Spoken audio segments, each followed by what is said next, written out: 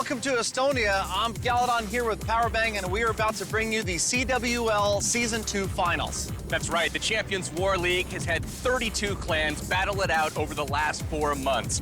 14 rounds of war, and we're now down to the final 2 clans. The Dark Looters, Season 1 champions, are facing War and Glory in their first appearance in the finals. That's right. These 2 clans are sure to light things up.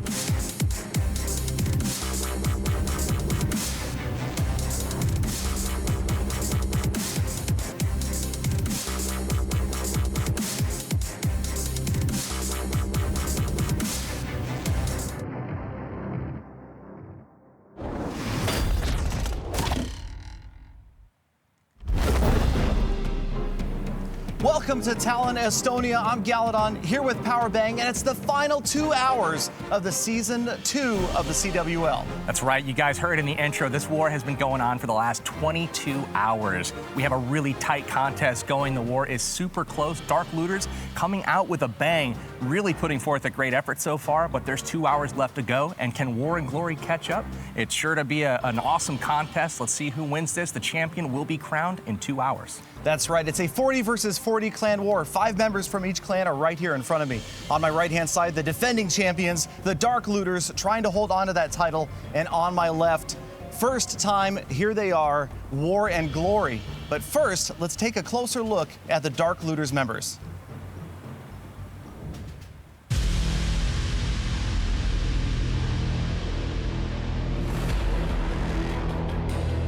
They're back from Season 1 and eager to defend their title. The Dark Looters of Germany look to become CWL's first back-to-back champions.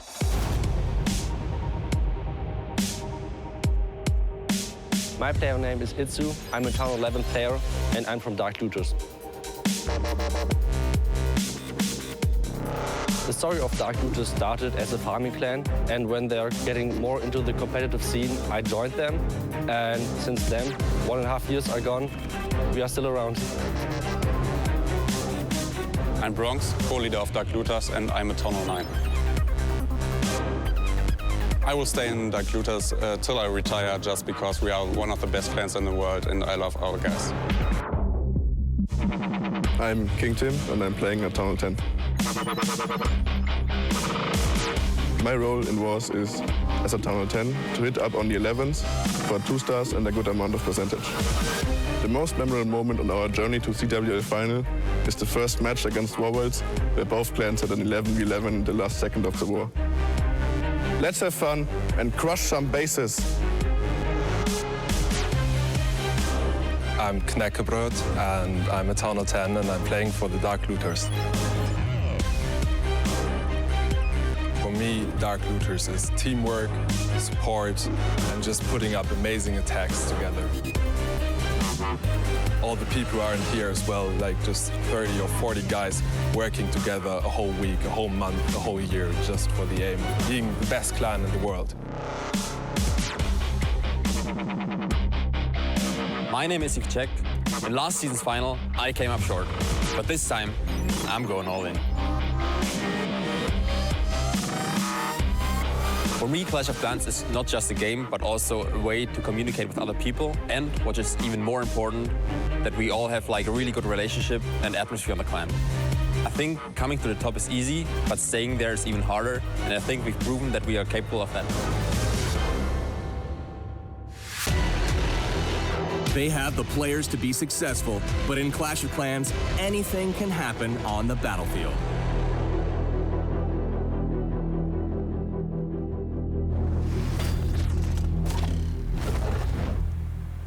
All right, so there you go, our first look at the 5 members of the Dark Looters here in the studio with us. And let's get to know them a little bit better. On my far right, we've got Bronx. Welcome, Bronx. And how are you enjoying your trip to Estonia so far? Yeah, Tallinn is a very beautiful city, and we had a bunch of fun the whole weekend. Yeah, and we will try to defend our title. Excellent. Yeah, the fun has ended. Now the serious action has begun, huh? Yeah. All right. And next to you, we've got the leader of Dark Looters, King Tim. Welcome. Thanks. King Tim, how do you feel about your clan's performance so far today? Yeah, I think right now we are having the advantage, but the war can go either way. Definitely, it is a tight one, that's for sure. All right, and next to King Tim, I'll try to get this right. Knekkerbrod. Fail. What? welcome, Knekkerbrod. Now, I understand you're playing 2 Town Hall 10s today? That's right, yes. So 4 attacks total. And do you have any left? I have 1 more attack left, and of course I'm looking to 3-star another base. Of course, all right. Naturally. That's the Dark Looter's natural stance. And next, we've got a familiar face. Welcome back, Itsu.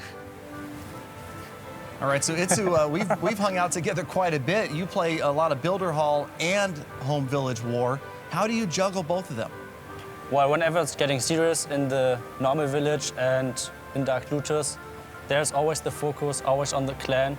And whenever I have free time, I can just, smash some builder bases. So you're not battling much in builder bases right now? No, not at the moment. Note to self, battle more. All right, and last but not least, Eeche, welcome, sir. And Eeche also playing 2 accounts, but a 10 and an 11. Yes, that's correct. I play 1 Town Hall 10 and 1 Town Hall 11. However, I've already done both my Town Hall 10 hits and just kept my 2 Town Hall 11 hits for the end. All right, so you're in an 11 frame of mind right now then. Exactly. Excellent, well, welcome.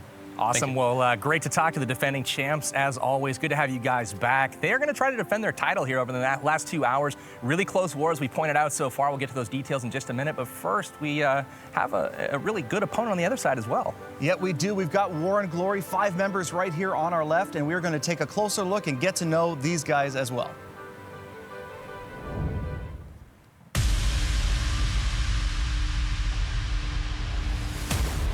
War and Glory won the CWL Premier Season 1 crown and were promoted to the Invite Division for Season 2. Now, they'll try to take down the defending champs and etch their name in the Clash history books. My player name is Schlak, my clan name is War and Glory, and I'm a Town Hall 9. It's all about the teamwork. We'll discuss the attacks together on Discord. We have lots of players who have different strategies, and we are able to help each other, support each other. It's a teamwork. What is my most memorable moment? I think it's still happening. It's right now. I mean, just to be here, to be invited by Supercell and have the opportunity to come to Estonia, do the live attacks, meet the guys that you've been chatting and talking for so many years. Really special. My player name is Edgar. I'm a Town Hall 10 in the clan War and Glory. I think what makes our clan unique is its family-friendly environment. You'll see young members to old members in the family. Definitely sets us apart from most other clans. My options are War and Glory or retirement.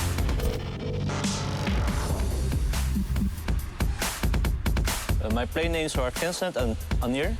I'm from War and Glory, and I play Town Hall 10 and Town Hall 11. My role in Wars is I'm mostly focusing on Town Hall 11 gameplay. So I focus on 11v10, 11v11, and 10v11. My player name is Albert. I play a Town Hall 10, and I'm in War and Glory. I think my clan is a very unique clan because we have people from all ages, people from different cultures, different backgrounds, but we still match together like a big family. My player name is Goreticus. I'm in clan War and Glory, and I'm Town Hall 11. I also play Town Hall 10 named Tommy Boy and Town Hall 9 named House. And Stitch, 1 second, I've got to take this DM. So I was in a random clan, I realized they were terrible. So I searched on the forums for a good clan. War and Glory had an amazing record. So I tried out, started learning a lot of new things, and here I am. The thing that makes me stay in War and Glory are the people and the relationships I built there, and also the structure that we have. I'm very proud of it.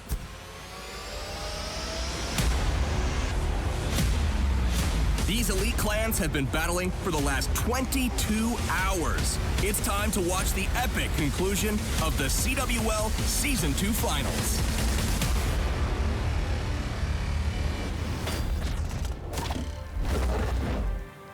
All right, so there's our first look at War and Glory, looking to try to take down the Dark Looters. That's right. Let's go ahead and meet these guys in a little bit more detail. On my left, first of all, we've got Albert. Say hi, Albert.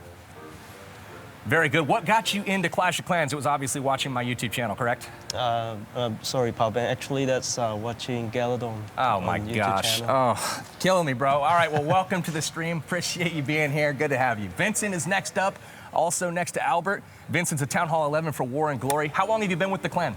I've been with War and Glory over 2 years now. Excellent. Good to hear. Well, look forward to seeing some awesome attacks from you later on in the stream. Yes. Next to Vincent, we have Goreticus, the leader of War and Glory for the past few years. Tell us what initially got you into Clash of Clans. It was actually back in my college days. There was a girl that I was interested in, and she was playing Clash of Clans, so I decided I'd try to get into it, maybe get a little closer bond. What ended up happening was 2 weeks later, I was hooked to Clash of Clans and didn't care much for the girl, but it worked out for the best. Very good, man, very good. Well, good to have you here as well. Awesome clan you put together. Thank you. Next to him, we've got Schlak. How's it going, man? Town Hall 9 from War and Glory. You planning on staying Town Hall 9 forever, or are you going to eventually move up? I still find Town Hall 9 really exciting, full of different strategies, updates coming up fairly often, so I remain Town Hall 9 forever. Very cool, man, very cool. Well, good to have you here as well. Ender is next up for War and Glory. Ender, the Town Hall 10. What's your favorite part about Estonia so far since you've been here? Oh, my favorite part's definitely the beach Rumu, where we filmed the introductions. So, beautiful place. That's awesome. I was a little bit jealous seeing the scenery there in the cutscenes in the intro. So, great to have you as well. Yeah, definitely. I don't want to put you on the spot, but I kind of do. I hear you might have a live attack in store for us, so why don't you head up to the pedestal here, and we'll put you in the hot seat. I'm ready. Let me put my headphones on. All right, man. You got to gear up. You got to prepare. too, please. Absolutely. Who are you planning on hitting, my friend? I will be hitting their 19, Florian. Okay. Yeah.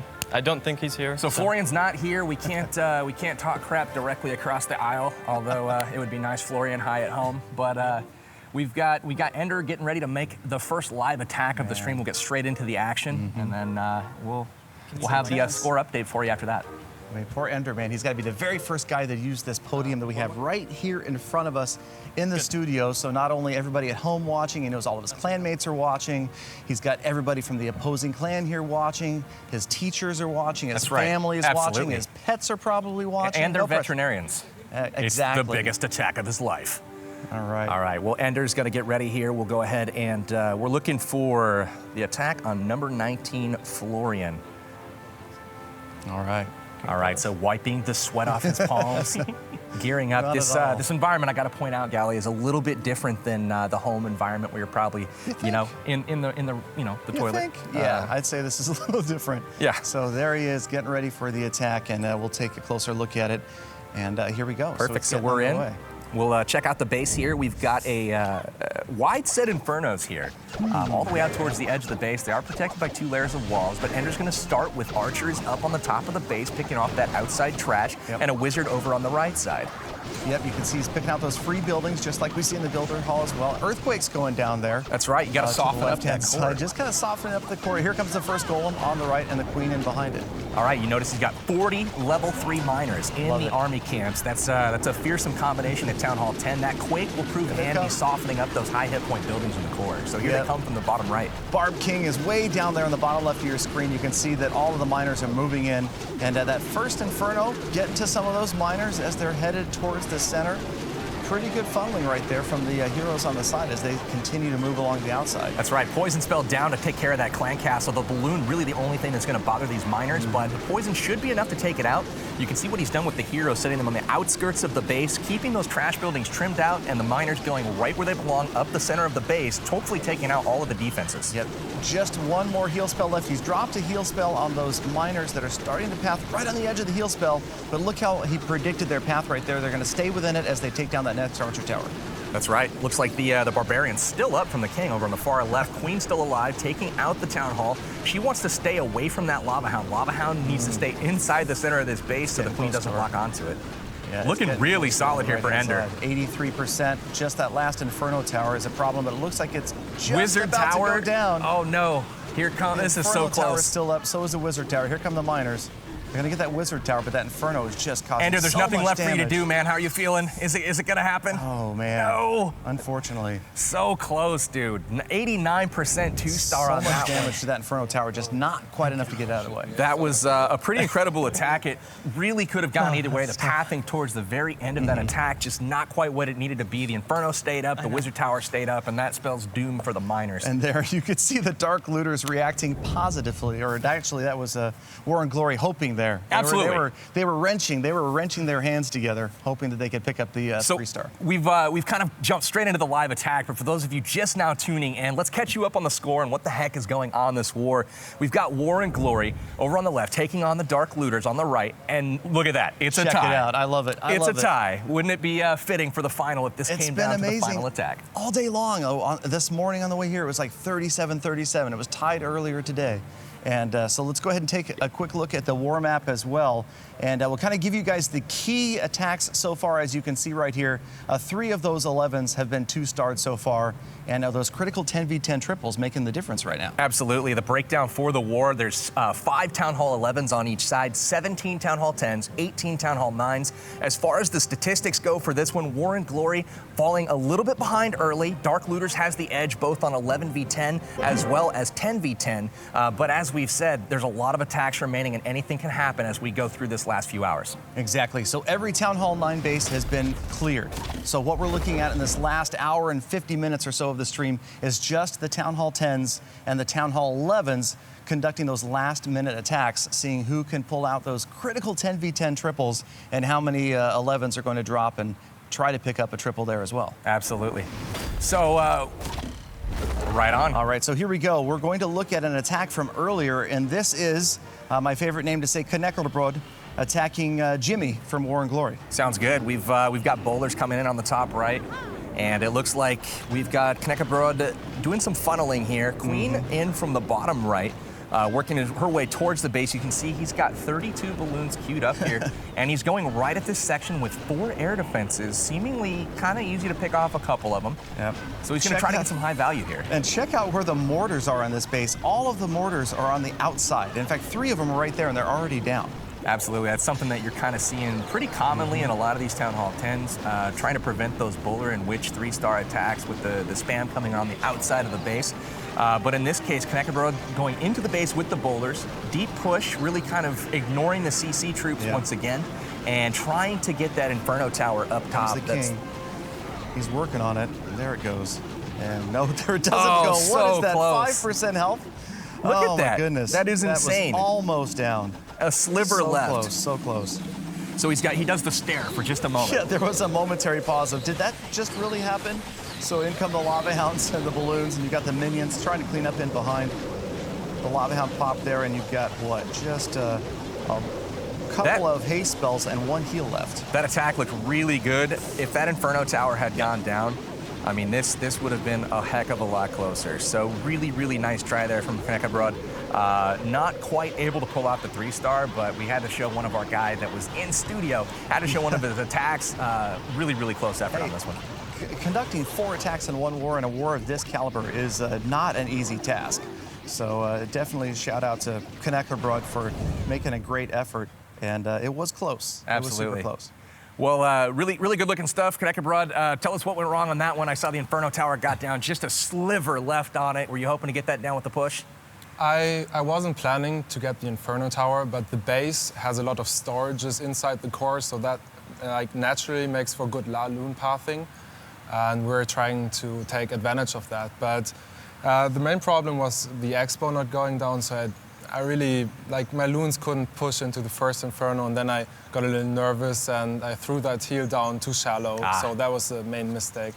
But we took care of that base already. Small mistakes, but hey, you got it taken care of a little bit later. Well, exactly. I do believe we should throw another person into the hot seat. Let's do it. I think it's War and Glory again. I think Albert's going to be moving up. Albert, you ready for a live attack? Yep, I'll be doing a 10v11. A 10v11 attack? Right. Who are you going to be hitting? I'll be hitting number 5, actually. All right. Itsu. Okay. Well, make your way to the stage, my friend. Best of luck. Hopefully you knock it out. 10v11, a crucial spot in these wars. Having success on those attacks is really, really key because it opens up those really important Town Hall 10 versus 10 attempts that you don't always get the luxury of having if the 11s aren't cleared first. Exactly, and so you can see, we're taking a look, I'm taking a look right now anyway, at Dark Looters. They've already had 3 of their 11s 2-starred. So this is, he's going after Itsu's base, right? He's going to be hitting Itsu. All right. So we are live. Itsu known for his base building here, and you know, at first glance, it may look like an ordinary ring-style base, Town Hall kind of isolated in the center. Pretty unusual if you ask me, right? But I'm guessing he's got a couple tricks up his sleeve. Yeah, I like the way those wizard towers are out there on the edges, protected by the storages.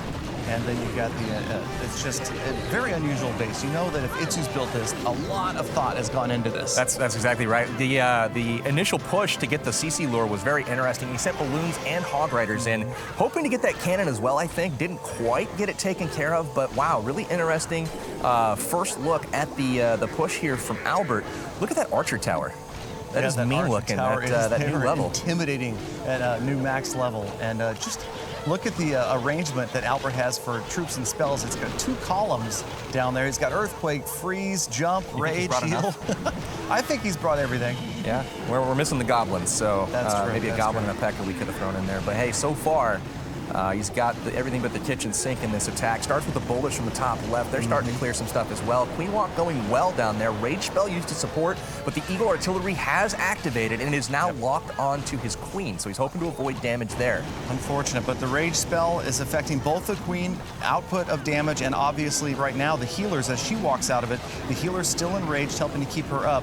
She's not taking a lot of damage right now, just that one. Well, now she's got 2 expos and the Eagle Artillery, so she's quickly needed her ability right there to stay up. That's right. The bowlers on the top left did not get those elixir collectors down. Luckily, the ones on the bottom got it on a skip, so that will divert them to the core. Free spell down for the Inferno, looking pretty good. Queen starting to wrap around. Here she comes. Can we get the Town Hall, though? The skips are going well. We'll zoom in, look at the health on that. Yeah. And it is down. 44%, though. So 45. Queen's still at full health. She's used her ability, but she should get through a couple more structures out there on the outside. So there's the 2nd star. There it is. So War and Glory super happy about this, grabbing that 2nd star and freeing up that attack because Albert, again, Town Hall 10, 2-star and 11, and did it live. That's what I'm talking about, Albert. Well, hey, man, nice job. 53% 2-star on the attack. Not easy to do. Town Hall 10 versus 11 is extremely underrated as far as the difficulty goes. Really want to ask you, how do you felt that went? Were you a little bit nervous when you saw some of those funneling buildings kind of stay up? Did it go to plan? Yeah, it's actually a cleanup plan. So the first one didn't go not quite as planned at the end, but I'm able to make just some adjustment to make sure everything goes into the Town Hall. Awesome. Well, hey, it was a great attack. Way to put a couple on the board for your team, man. All right, thank you. Excellent. And speaking of a couple on the board, looking at the war score and the war update, things still super tight right now. These guys, a lot of chatter going on in here in the studio. War and Glory now up 86 to 85. Look at the attacks used, the number of 3 stars, all of it super, super close. Got to point out, though, that while War and Glory does have a 1-star edge currently in the war, the Dark Looters do have a 4-to-1 Town Hall 10 triple advantage. So they definitely are in the driver's seat right now. A few more scouts have been done by War and Glory, it looks like. But, again, very talented clans on both sides. I'm sure this is going to come down to the final attack. Exactly. So we've seen that slight advantage. The 10v11 2-stars right now looks like it's even. Now that Albert grabbed that 2-star, 4 and 4. But again, what we keep talking about, you guys, is the critical 10v10 triples. The more of those that are achieved, that makes all the difference in this war. So right now we're going to take a look at another replay from earlier in the war. This was your karma from the Dark Looters attacking Golden Armada of War and Glory. Perfect. Let's get into it and check out the attack. This was really, really nice attack. Dark Looters has had just plentiful amount of really great attacks early in this war. It really couldn't have started much better for them. Getting those 4 Town Hall 10 triples early on. We still have 19 attacks left to go in this war. So, you know, you really couldn't ask for much more. So he starts off funneling with the King, Baby Dragons up on the top left. Wall breakers are covered. They come. And they're going to expose that compartment there and let that King get in to do some damage. Yeah, but check out the lopsided placement of the Infernos on this Town Hall 10. So you can see that the Queen in there gets the King out of the way, but that Inferno is going to start to burn on her, but it's just a multi-target. Look at the wall breakers, the damage they did to that earlier wall. The queen's actually going to break through. How lucky is this? I don't want to call it lucky, but good gosh. Yeah, maybe that was well planned. She got the balloon out of the way as well. Now she wraps around and grabs that Inferno Tower. Now the Lava Hound has moved out over there, harassing the king. Is that just one Valkyrie? One single Valkyrie. Beautiful planning right there to take out the skeletons that came out from the skeleton trap. This was just an excellent, superb entry, taking out a good chunk of the map, really slimming down this base, which is key for miners. Uses the wizard on the top right to help funnel those miners into the core. You want to have them go straight to the splash buildings and the Inferno Towers as soon as possible, because it's really what's going to jeopardize the health of those miners. Exactly, and check out that heal spell, working on both groups of miners right there, on the far left and the far right edge. Look at that and core. And then the rage spell, here they come. Gonna blast through all of those Teslas, and beautifully placed spells in both regards there for the heal and the rage. I really like how he's got 6 balloons still left in the camps. This looks well at hand right now. With the air defenses still up, he has to kind of wait on the deployment of those balloons. The miners, though, so many of them left up, and almost all of them currently at full health, and they have another heal on the field. I mean, this is sheer domination right now from your Karma. Exactly. See, the Barbarian King is actually still alive. What in the world? Being harassed by that Lava Hound. He's worked his way all the way around to the right side of this base, and those miners Do I just smell swag? overwhelming it. I smell swag. They're the balloons. Here they come. Here they come. It's a balloon parade from the top. I love it. Oh my goodness. Look at that. Haste spells down. What'd you balloons say? Did you say, it's a beautiful balloon parade? Oh my God. Is that what you said? What have I done? What have I done? Look, it is. The Hog Rider. Oh my gosh. All right. That was just amazing. Heck of a hit there from your Karma. That was super impressive. I got to ask my man Bronx, what did you think of the attack by your clanmate? Yeah, it was pretty amazing. Especially in the first few seconds when the wall breaker went to the other wall, and in the end the queen take care of the Inferno. And yeah, so the plan was actually to take the loons to hit the Inferno directly. It was very, very fortunate on that entry, but also incredible skill, huge value, really able to secure a pretty easy 3-star there. He swagged every balloon? Every balloon, didn't need them. Amazing. He's like, listen, I don't need these things. That was great. Let's check out the war map and see where things are at. All right, so again, super close, you guys. The score hasn't really changed since last we looked at it, but we are going to look at the war map this time so you guys can see again the layout: 5 11s, 17 10s, and 18 9s on the field. Yeah, I mean, if we take a look at obviously all the Town Hall 9s at this point in the war are cleared, but the Town Hall 11s, we've got 4 doubles right now for the War and Glory guys, so that's even to the Dark Looters, who also have 4 Town Hall 11 2-stars. So pretty even on both sides right now with regards to the Town Hall 11s. Yeah, that's exciting to see. And again, that Town Hall 10 versus 10 triple, so it's 4-1 in the advantage of Dark Looters. But again, a lot of attacks left, and we're still about 90 minutes out from the finish of this thing. And it's just, we're going to see those Town Hall 11 attacks, as you can see from the clan layout. There's a lot of Town Hall 11 attacks remaining right now. That's right. Let's go ahead and take a look at an earlier attack by our man Schlak in-house. He had a really nice attack here that just didn't quite go to plan. But I want to kind of cue in on this because it was some really nice skill to try to rescue this one. So yeah, sometimes attacks don't quite go your way, and this is exactly one of those examples of adjusting on the fly when maybe your best laid plans don't work out. And you can see, well, go ahead, Powerbang, explain where he tries to rescue it right here. Absolutely. So he sees he gets the air defense, the queen's starting to walk to the left, but notice the clan castle troops comprised of ground troops over here on the right, the wizard kind of hanging way over there. The queen locks on, and instead of heading to the left, where she could eventually get this air defense, well, she's not gonna go to the left. She's gonna go to the right now. So he tries to save it with the balloon, sends a couple of them in using the rage spell, doesn't quite get him done. So now the balloons are locked onto the healers, or the air defense locked onto the healers. He tries to rescue it with more balloons, another haste, and that's again, just so expensive because, like you said, now he only has 10 balloons left.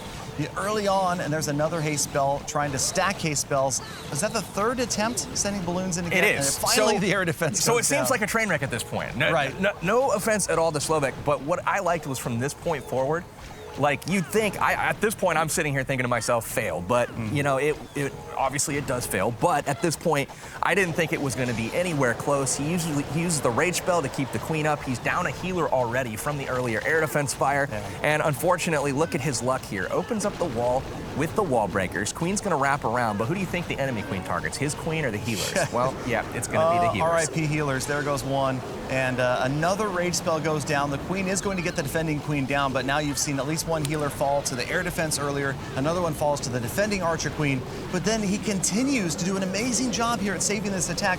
Look at the way the lava hounds come in and grab every defense, even the wizard tower at the bottom left of your screen, and let those balloons come in, almost single balloons right there after each of those defenses. Pretty good stuff. He still has the queen taking on the king with 2 healers on her. Uses the rage spell over there. He does survive and continue with the walk.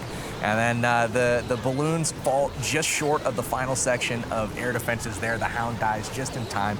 Schlak falls just short, but honestly, like, I would have fallen short much sooner on this raid, given that start to that one. So a little bit unlucky having the queen kind of change directions. That's the impact of clan castle troops sometimes.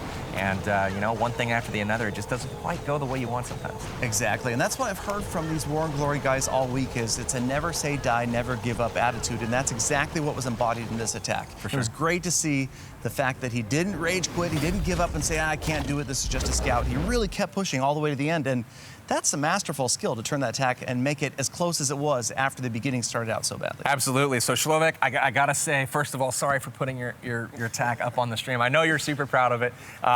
We've seen a lot of really good stuff from you in the past, but you know, what went wrong there? I know I kind of saw the queen, you know, didn't quite behave as you probably would have liked. Were you happy with the result? Probably not, but how do you think that went? Well, it didn't went completely like I was planning, so this is where you have to adjust on the road. And I didn't expect my king to stay behind so long. I thought he's gonna go through the Teslas and get the enemy CC. Therefore, my queen just goes towards the other side, double wall break, and I'll be fine. But I even think, when I was looking at the replay, there should be able, if I wouldn't use 2 hastes at the beginning and I would hit 1 haste for the sweeper, I would still triple it. You know, honestly, you got a lot closer than it even looked like. I mean, I was sitting there watching that earlier, Galadon can tell you, and I was like, you know what, that was pretty good skill to even get close on that. You got a lot farther than most people would, so nice job. Let's go ahead and take a look now at the war stats again. We see Dark Looters over there on the right is doing a little celebration right now. My goodness. So we're going to take a look and see that it's 86-85, War and Glory and Dark Looters. And again, the 3 stars, Dark Looters has a 2-3-star advantage right now. That's right. Right now, both of those are in the Town Hall 10 category. War and Glory has begun to attack 11 versus 10. They've used one of their dip attacks right now. It was successful. So War and Glory 1 for 1 right now on the dips. Dark Looters still with the 4-1 Town Hall 10 advantage. Yep. So again, like we spoke about earlier, the layout is, the setup is 5 Town Hall 11s, 17 10s, and 18 9s. All the 9s were taken care of earlier in the war, but right now we have a replay of one of those 9 versus 9 triples, which are not gimme attacks. Oh, no, not at all. Let's go ahead and take a look at one of the guys who's celebrating over here and see what he's celebrating about. All right, so we've got an earlier attack from Bronx, who is there on the end, and he's attacking home team 076. And it was, again, 9 versus 9, and you can see the Golem and Wizards moving in from the bottom left. Looking pretty good so far. Bronx has got a Hog Attack coming, and a lot of times Bronx's role is to scout for his teammates, so really good seeing him take on a Town Hall 9 base. He's got the Queen starting there from the bottom, and look at that jump spell, how it spreads over both walls of the compartment down there. It's going to get a really nice push for the Golems. That's one of the mistakes you see a lot of you know, newer, younger players making, is they only jump over the one wall, and you're not getting enough value from that jump spell, but Bronx here showing you how it's done. Yep, and if you look at it closely, you guys, we can learn a lot from this at home. That's 5 spaces between those walls, and those can be spanned perfectly if you look at, because the grass is a little bit tiled, you can kind of see where the exact middle is. Absolutely. And that's a precision drop. I mean, you cannot make a mistake right there, but he grabbed both walls, and you can see his Barbarian King deep into the center of the space, and now here come the Hog Riders. Definitely, Hog Riders coming in from the top, and they do hit a giant bomb, but he's waiting perfectly with that heal spell, keeping them all pretty much at full health. And look at this fearsome area of the base. Teslas and Wizard Towers. Wizard Towers, the bane of the Hog Riders' existence, and he's ready again with another heal spell. And watch how every single Hog Rider paths into the second heal spell. You know, he knows I what he's absolutely doing. love this when you see a Hog Riders just go exactly where you want them to go, and he's kept them up for so long that this is just a masterfully planned attack. Again, the pathing of the Hog Riders perfect. Giant bomb after that last heal spell, but it's already RIP base because it's just the air defense left. Absolutely. Bronx really smashing this one. A valiant effort from the German over on the right, and the Hogs really liked how they split towards the end there. Just 3 of them split off to go take care of the final wizard tower. I'm sure it was planned like that, but just excellent attack from Bronx. Really nice to see him get that 9v9 triple for his team. Yep, well done. Lots of Hogs left on the battlefield. And as we go through the last of this attack, the Archer Queen also still at just about full health. And there we go. Solid attack. Bronx, well done, my friend. Awesome. So one of the reasons Dark Looters is doing so well. But I guess we should quickly get and take a look at the war map and the war stats. Let's chat with Bronx first. I want to ask my former clanmate how he felt about that attack. These guys like to, join my clan and leave to go to, the Dark Looters to hurt my feelings. But Bronx, tell me, were you nervous at all in that attack, being, kind of on the big stage? Yeah, kind of. It was actually it was 2 a.m. at that point, and I getting started a little bit tired. But of course I was nervous, but it worked out pretty well in the end. Yeah. Nice. Well, very good, man. Glad to see you do well on this big stage. Great job getting that 3-star for your team. Yeah, man. thank you, man. Good job. He's very consistent at that, that's for sure. For sure. All right, so looking again, we have a very tight one going on here, right, you guys, as we're down to the last 90 seconds of this war. 86-85, War and Glory. 90 minutes. And it's about 90 minutes, right? Yeah. Okay. 90 seconds, that would be like, oh, Did crap. I say 90 seconds? Yeah, I should probably start talking quicker. I said 90 seconds. Maybe. Man, that is how fast things have gone for me today. Watching you guys attack, it's absolutely crazy. I don't even know where the time goes. It really doesn't. It has nothing to do with any sort of caffeine or anything I had like that. It just happens to be the war and all these attacks that are going on. The guys are shattering all the time. It gets kind of crazy. I get a little bit behind things. I don't know. I'm sorry. What he's trying to say is that the Dark Looters have a 4% lead right now. Oh, yeah, you're right. Okay, there it is. I see it. Now I got it. Okay, Dark Looters 4% lead, and they're down by 1 star. So the percentages only comes into effect if maybe there's a tie at the end, and which, could happen. A lot of times in these high-level wars there are. It's tied now. Absolutely. It wasn't tied a second ago, and now it is. Yeah, you know it. So 86-86 is the score. We'll scroll down really quickly and see. These are the War and Glory bases. You can see the Dark Looters were able to pick up 1 Town Hall 10 triple. We've got another one there. So that's 2, 3, 4, and then 5 right now. Man. So a 5th Town Hall 10 triple. Town Hall 10. I'm going to make a note right there. All right, There we we'll go. have to check that one out here in just a little bit. We'll bring that to you guys. And then on the other side, we look at the Town Hall 10s. We do have a dip attack successful right now for War and Glory. And then they were able to pick up, looks like just the 1. Oh, it's the top one. That's right. Number 6 here. Jimmy was able to take out that top base, and I'm sure we'll see that in just a second. I think so. So we do anticipate seeing a lot of these dip attacks even later in the war, because it's like you said, we were talking about this earlier, it's very unlikely that we're going to see every single Town Hall 10 3-star. I mean, that would be absolutely exceptional. It would be an exception. Yeah. I mean, I wouldn't put it past these two teams. It's been done before. A lot of times you'll see, all the Town Hall 10s tripled.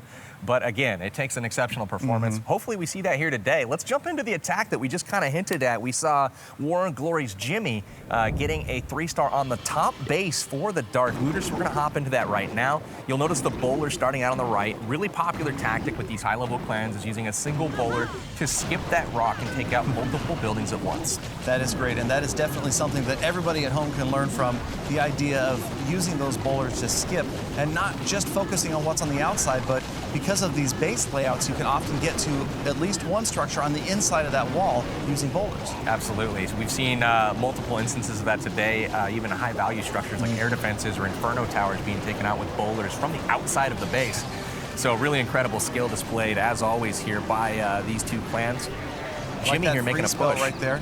Froze the Inferno Tower and the Expo that is now nothing but dust underneath the bowler's feet. There goes the second Expo as they get all the way into the core and take down the CC. And now here comes the Lava Loon portion on the left. That's right. 2 Lava Hounds. Look at how he targeted each one of those air defenses separately, and those Lava Hounds pathed over the entire portion of that base. Great loon pathing right now. Looks like look at those loons from the first start going all the way to the Inferno Tower, getting it. Wow, Jimmy with an incredible precision attack here. I love that right there, as the haze spell encourages that balloon to get there more quickly, but then once it arrives, the more critical rage spell just annihilates that Inferno Tower. Absolutely, with only 3 balloons and them doing slightly less damage nowadays per drop. It's really important that that rage spell be used for that few of balloons so that the Inferno Tower is killed on the first drop rather than having to wait, perhaps losing your balloons. Exactly, and you can see the Lava Hounds popping there.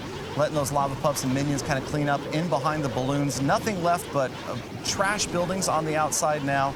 Picking up a little Dark Elixir right there, and a beautiful 3-star. And again, like we talk about time and time again, 10v10 triples, critical to this war, but this one especially critical because it's the #1 Town Hall 10. Absolutely. Able to take care of business. Let's talk to Guus about that one. What did you think about the attack, my friend? Pretty fine execution over there, I might say. Yeah, I don't know if I could have done it better myself. It was really well done. Crazy, my man. Well, hey, good work on that. War and Glory getting their first Town Hall 10 triple on the board. Guus pretty happy with that one. That was fantastic, and it's just been exciting to watch these guys all day long and the interaction that they have with each other. A lot of these guys are conversing with their teammates, their clanmates back at home. You can see a lot of them are wearing these wireless headphones right now so they can talk about what's going on, strategy, and even a little bit of coaching during the attacks. A lot of these guys have spotters, right? Yeah, they do. They do. That's a very popular tactic is they'll have a voice communication app or something that they use, and it's a collaborative effort, teammates helping teammates, really trying to limit the number of mistakes that the actual attacker may make. And that's one thing that really sets apart these clans from those possibly at home is the level of planning that goes into these attacks. So let's take a peek at the stats again really quickly, kind of keep progress of what's going on. Again, still tied. The score is inching up from when we started, but 86-86. Exactly. So again, you guys can see if we look down from the top, it looks like it's absolutely deadlocked, but that 3-star differential right here has the Dark Looters feeling a little bit confident as we get towards the final hour of this war. That makes all the difference, especially late in the war. Absolutely. So 17 attacks left for the Dark Looters, 16 left for War and Glory. Dark Looters already with 5 Town Hall 10 triples. Having spectated a lot of the CWL over the past 2 seasons, one benchmark that's kind of important for fans or viewers to recognize, when Town Hall 10s and heavy breakdowns are going at it, if you get 5 Town Hall 10 triples in a war, that's a really good war. If you get 6 or more, that's excellent. Very tough to beat. Yeah. So they've already met that standard, and they've got more attacks still to come. So we'll look to see if War and Glory can match that moving forward. They've got a tough road ahead. Well, we're seeing the best of the best. So that's the whole idea of the CWL. And right now we are going to look at King Tim, a Town Hall 10, and his earlier attack against Zin from War and Glory, the Town Hall 11. Perfect. Excited to see what King Tim brings to the table, the leader of Dark Looters. Always bringing the game face. We'll see if he can put up some high percentage here and see if he can take down one of the Town Hall 11s. Exactly. This is always an important attack, like you were saying before, to free up the Town Hall 11s, to 2-star those 11s so that they can dip and pick up those 3 stars. That's right. Because I guess you're saying the hardest thing right now is a 10v10 triple. Absolutely. Very, very difficult to pull off, although it's not seeming so for They're Dark making Looters. it look kind of easy. Yeah. But yeah, I would say, a lot of clans are in the 30%, 40 is great. For Town Hall 10v10. So yeah, you're failing more often than not. It's almost like baseball or something where if you get a hit a third of the time, you're doing great. A 400 hitter is considered he's going to the Hall of Fame for sure. Exactly. All right, so here we go. King Tim is starting out. He's got a bowler at the bottom. He had a couple of units clearing trash at the top there for free structures, and then he's got the bowlers opening that enclosure for the golem path in. There it is. He's got 16 bowlers here. I really like how he kind of walks the golem down the wall here. He's going from defense to defense. And he's done his job. What he's going to do is enter in probably more on the right side, so he takes on 1 Inferno at a time. Yeah, you can see those max level Infernos. There they come on the right. You can see the funnel started over there. Queen starting to break off that other side. Wizard getting ready to do some work. And there's the second golem. And what you're going to see is the same thing. Golem going to go inside, Queen going to work her way down the wall, and then you're going to see the King and the third golem rather, and the rest of the bowlers head towards the core. Yeah, the perfect funnel, you guys. You can see where the structures on the left, on the right are all down, so there's nowhere for these bowlers and the King to go, but straight down the middle. There's the jump spell, helping them get right up against that Town Hall. And again, the bowlers skipping those rocks, just absolutely laying destruction and waste to everything in their path. Double poison spell there, absolutely crucial for taking out these witches in the clan castle. You see them dying King, finally. The Queen still free over there and really doing a great job. No cover at all aside from the initial golem. It's now long since gone, and she is going to use that ability, take out the Eagle Artillery. She's going to free up even the bowlers to get more percentage on this attack. The second Inferno goes down on the skip. The Town Hall's down. We've got 62%, well 66%. into the 60s. Are you kidding me? 70% right here. King As those bowlers Tim are still up. King Tim really putting on a clinic right here. He's flexing for on him. 10v11. Archer Queen finally goes down, 69% damage, and that King taking out the last bowler. And what do you wait? Oh, here we go. He's not done yet. There he was. One solitary minion out there in the corner, and it's going to take out a couple more structures, and we are going to see an incredible 70% 10 versus 11 2-star. That is, again, we were talking about what's good, what's excellent. That's an excellent Town Hall 10v11 attack. Getting 70+% on the attack is, I don't want to say rare, but it's definitely not common. So let's ask King Tim what he thinks about the attack that he put down. King Tim, great attack earlier, well planned out. Is that something you were planning on all week? No, actually, I thought that the base would fit my attack strategy very well.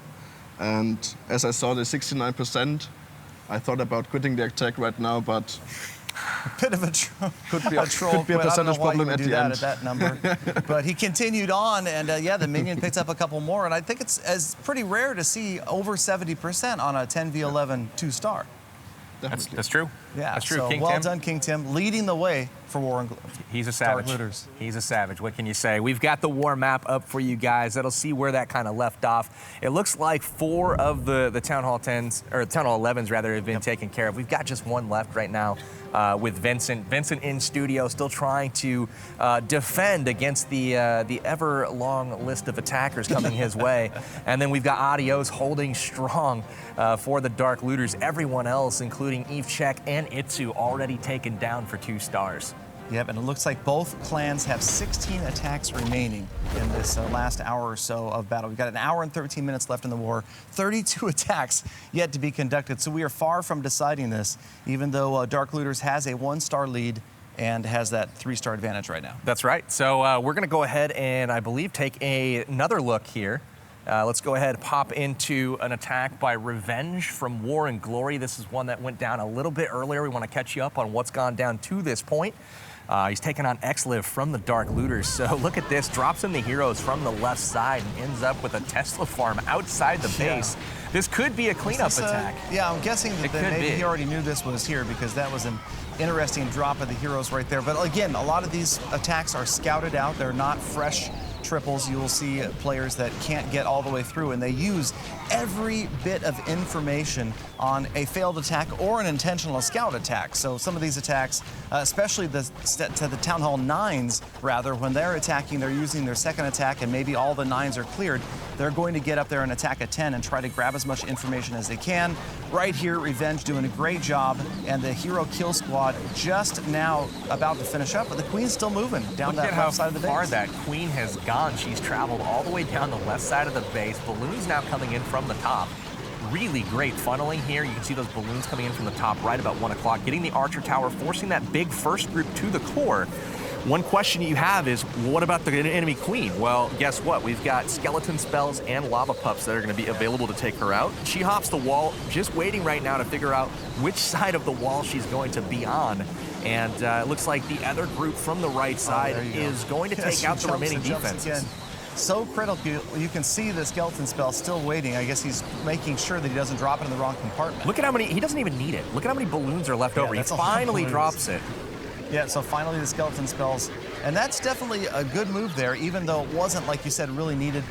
Being careful not to drop your skeletons in the wrong compartment, they become useless. They will only be a distraction. It's the biggest mistake players make is they see that Queen, they know that they want to take her out with the skeleton spell, and they just hastily drop it on top of her before they realize, well, she's locked on the Lava Hound and still traveling across the map with the Lava Hound as it travels. So really great patience there by Revenge. He noticed that there was, a million balloons left up, and the Queen's not going to be able to get them all.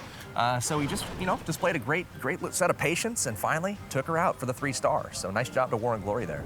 Fantastic. So good job again by War and Glory earlier in the war, taking out those Town Hall 9s. They're all clear now. 18 Town Hall 9s on each side, all 3-starred. 17 Town Hall 10s and 5 11s in these 40 versus 40 wars that we see in CWL. Excellent. Well, hey, let's check the war stats. They're inching up. We've had a couple of attacks. We're going to show those in just a moment here, but we've got a score right now of 86-87. Dark Looters still kind of holding an edge over War and Glory. Again, the Town Hall 10's the story. 5 Town Hall 10 triples currently for the Dark Looters, and that is only up against number 1 for War and Glory. So they're still working on it. But you know, I was talking to these War and Glory guys earlier, and they said they really didn't have any worry about coming back. They actually prefer to be in a position like this where they're slightly behind. They have to come back and clutch stuff at the end. They're kind of that late game type team, and so it'll be exciting to see what happens in the final hour or the final minutes of this war. That's the mark of a solid team, being confident no matter what the situation. So let's get into some more Town Hall 10 action. What do you say? Let's look at the triples. I say let's do it. Let's look at Dreke Jordan from Dark Looters, number 14, going after Akira PT from War and Glory.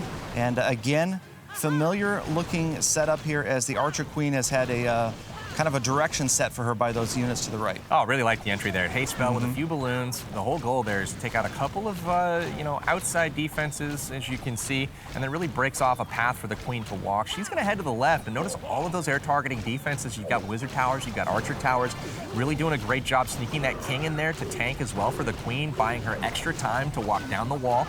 And he's really just trying to help out his lava loon attack that's going to be incoming here in a little bit to target all of those air defenses at the top of the base. Exactly, and that's where it seems almost a little bit counterintuitive, Powerbang, and maybe this is the way that these guys are thinking now with this advanced war strategy. Look at the top of this base, all 4 air defenses up here. It just makes you think, okay, I'm gonna go up there with my kill squad, get these 4 air defenses out of the way first, and then I'll be fine.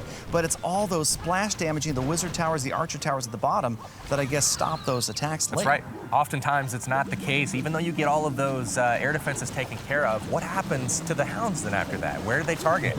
They target the nearest defense, so they don't actually pass through the base in front of your balloons and provide that coverage for them. So oftentimes those Archer Towers, Wizard Towers, Inferno sometimes, and even all of the air skeletons and air bombs at the end of the base wreck your air army.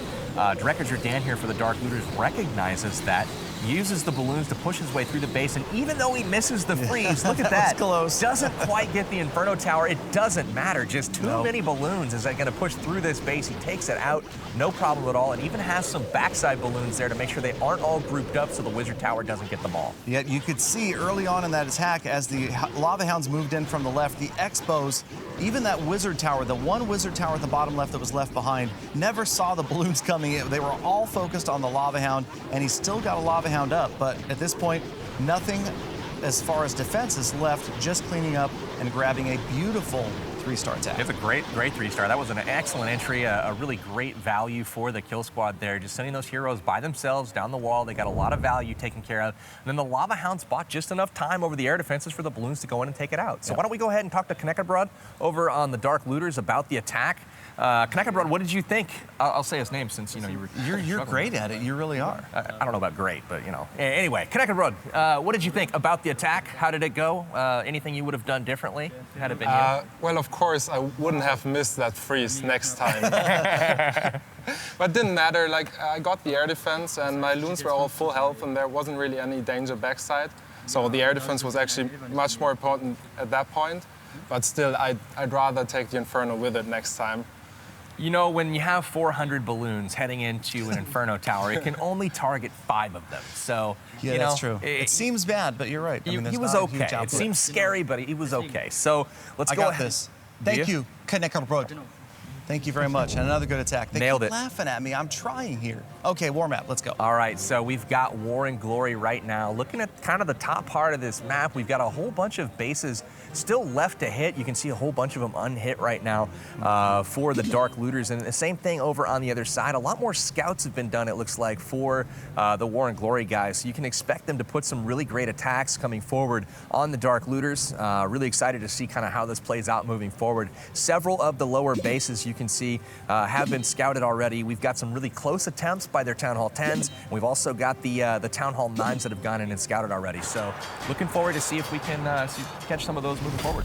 Exactly. So what Powerband's talking about when he's saying scouted, for those of you at home that maybe aren't as familiar with Clan War, is you've got these Town Hall 9s that are attacking these 10s, and the attack that they're conducting is not expected to be the best attack of the war. They're out there to try to reveal what's in the CC, the traps, the Teslas, that sort of thing. So even a fail is a win. Absolutely. Every bit of Yeah, key I like information that you can reveal is super helpful to the teammates coming behind you, and as Galadon pointed out, it's really a team effort for these guys, you know, putting together some great attacks. Let's hop into another one here. We've got Tommy from War and Glory hitting Your Karma from the Dark Looters. This is going to be an 11 versus 10 attack. This is the only 3-star right now of the war for any Town Hall 11.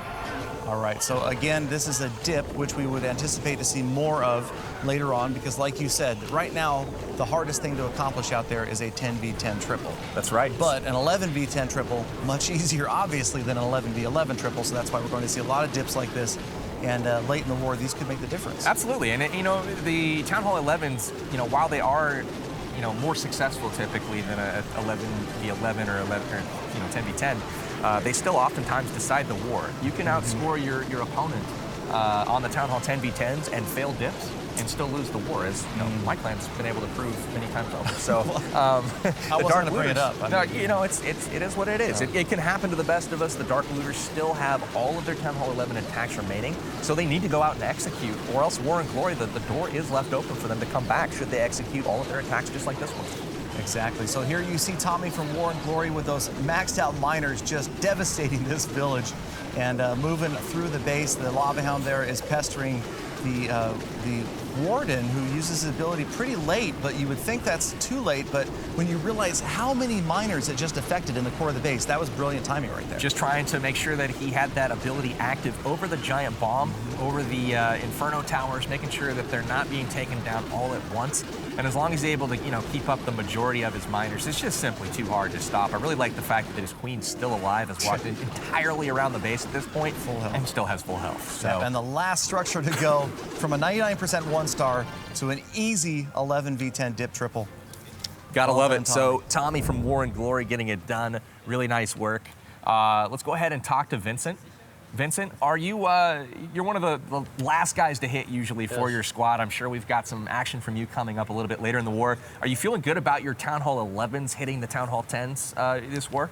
Yeah, it's just important to keep breathing. So breathe in, breathe out. Make sure to breathe, not all the oxygen's right here, but also should just breathe normally. I hear you. So I hear you. Stay calm. Stay calm. Good luck. I can't wait to see you perform. And speaking of perform, we do have a live attack coming up here in just a second. Goreticus, are you ready to hit the main stage, my man? Are you getting pretty close? Yeah, I'll be ready when you are. All right, well, I'm ready right freaking now. Right now. All right, so we're putting the leader of War and Glory in the hot seat. He's headed to the stage right now. Really excited to see what he puts forth to the battlefield. Who are you going to be hitting, my friend? Garrett, who are you hitting?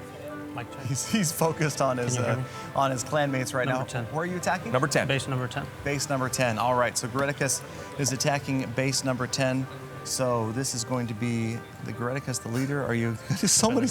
There's a lot of stuff going on right now, you guys. So we'll try to get in there as Goreticus gets going. Last minute coaching from his team right there, and obviously he's hooked up directly to them via chat on this. Yeah, you guys see that weird earwax hanging out of his ear. It's not an accident. He's actually using those AirPods to talk to his clanmates and actually hopefully help him out with the attack. So he's going to be going live here in just a moment, waiting for that blue live button to pop up. We do see it. We're into the attack. So we've got another dip going on, obviously. Goreticus, Town Hall 11, dropping down, trying to take out the Town Hall 10. Check it out. We've got Eeche defending, and this is Eeche X. The great part about this is both of these players here live in studio. So you can see some interaction here once this attack is over. So Eeche, no doubt interested in the outcome of this. At the same time, though, he's consulting with his teammates right now. You can see these guys on both sides are really, really intensely into this war. Good funneling right here on the outside with the bowlers and the witches and everybody else headed in towards the core. Bowlers and witches. That's called Woler. That's the Woler attack. I learned that this week. Absolutely. So there's no other name for it. Woler. Perfect. Anyway. Yeah, so pushing through the core here, we've got the bowlers still alive. We got Lava Pups harassing them a little bit. The Queen working on those, taking them out. We've got wizards and witches still alive in the core. Bowlers and witches going around the outside of the base. Looks like the top's starting to thin out a little bit. Yep, King's kinda still lost the alive. units on the left-hand side. The King's trying to get out. He's stuck in the wall there, and you can Queen see is at the straight bottom off. of the This is side, really though, big. man. Lots of stuff going on at the bottom. Bowlers still protecting witches at the bottom, and the Archer Queen. Clutch baby dragon right there. Yes, that's going to take down the Town Hall eventually. Archer Queen is using her ability. Look at the timing on that And there ability. goes the King. That's good Beautiful stuff right there from Goreticus. He uses the ability, takes out the enemy king, as well as the remaining defense. We've got one more key defense to take out. He's got enough to... He walks away. He's swagging off the stage right now, He's blowing kisses to the fans. He's well done. Kisses to the girlfriend that he Goreticus once had. grabbing an easy 3-star right here. I mean, how much of his attacking army is left alive right there? That's, maybe he that's didn't impressive swag stuff. any units, but he did kind of have a swagger as he walked off the stage. I liked it, man. So Goreticus getting that 3-star, another Town Hall 11 V10 3-star for War and Glory, really holding down the fort over there. Eeche getting his base destroyed at Town Hall 10. Yeah. So Goreticus, what did you think of the attack? Did it go to plan? I think the attack went awesome, but the highlight was when they dip failed while I was successfully dipping. So that was pretty good. Oh my gosh, you guys heard it here first. They knew before we did. Information being relayed in from the clan, they dip failed while he was dip succeeding. So that actually moves the score a little bit closer. War and Glory inching back into this one. Let's go ahead and check the war map and the score here to see exactly where things are at right now in this contest. All right, so there you guys go. We see that the score is constantly changing, and even more importantly, like you said, sometimes when the score doesn't change, it's even more critical to the war. War and Glory now in the lead, 93-92, and maybe that dip fail right there is a star that's missing that otherwise the score would be tied. Absolutely. You see the 3 stars now back to 2 is the difference there. Dark Looter still with the advantage. It's a pretty sizable advantage as well, but it's not nearly as monumental as it was before with Goreticus locking down the 3-star and Dark Looters unable to succeed. So let's go ahead, check the map. We do have an attack going right now to try to secure that last 2-star on the Town Hall 11. We'll check that in just a moment. On the other side, we also see, again, the Town Hall 11 still needing that extra star on Vincent.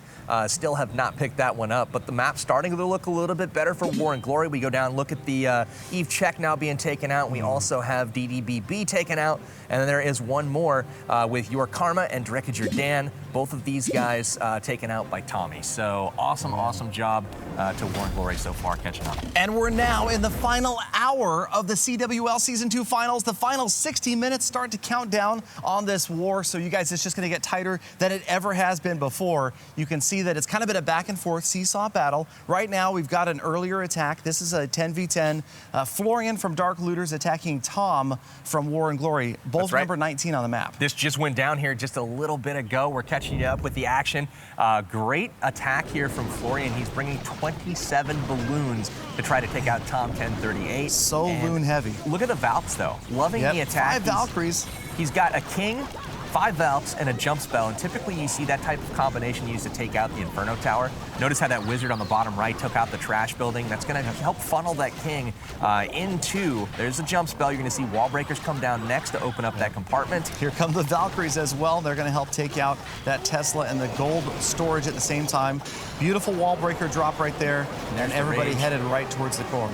And then the king ability is going to get them all the way in. So really good stuff. Valkyries take out the queen, and with one more swing, they do take out the Inferno. So pretty lucky to get the Inferno with that king coming over. But lucky, they don't care. 3 stars are 3-star, baby. Exactly. Well, the Lava Hound moving in here on the left, but these other balloons over here to the right not being protected, and that could become critical later on in this attack as the 2 Lava Hounds are here on the left, and the balloons, rage spell, look at them all get grabbed by that rage spell. Good grab right there, and they're going to quickly take out that last Inferno Tower. Very good stuff here. Florian doing a great job working his way through the base, and he makes sure to send some balloons from the top as well into the haste spell, taking out the air defense, and they're cruising around, and that heal is just beautiful. Love that heal right there. Man, that is awesome. Into it. Even the balloons from the top, the balloons from all around have come to gather in the heal spell and enjoy its healing rays. It's light. It's absolutely beautiful. All right, so we head into the final wizard tower. It is down, and just far too many balloons left over for the That's point a lot of defense to balloons. handle. And exactly, everything point defense. There's no wizard towers right here. But very quickly, you can see the balloons going down, and before you know it, they're gone. Power bang. This is, I'm not far too many.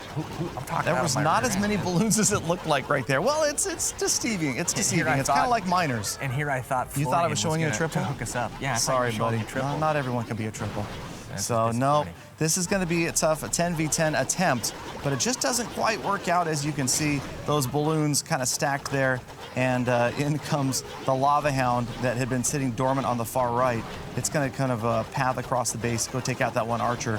But that doesn't really matter because, as you can see, nothing left to get to the expo.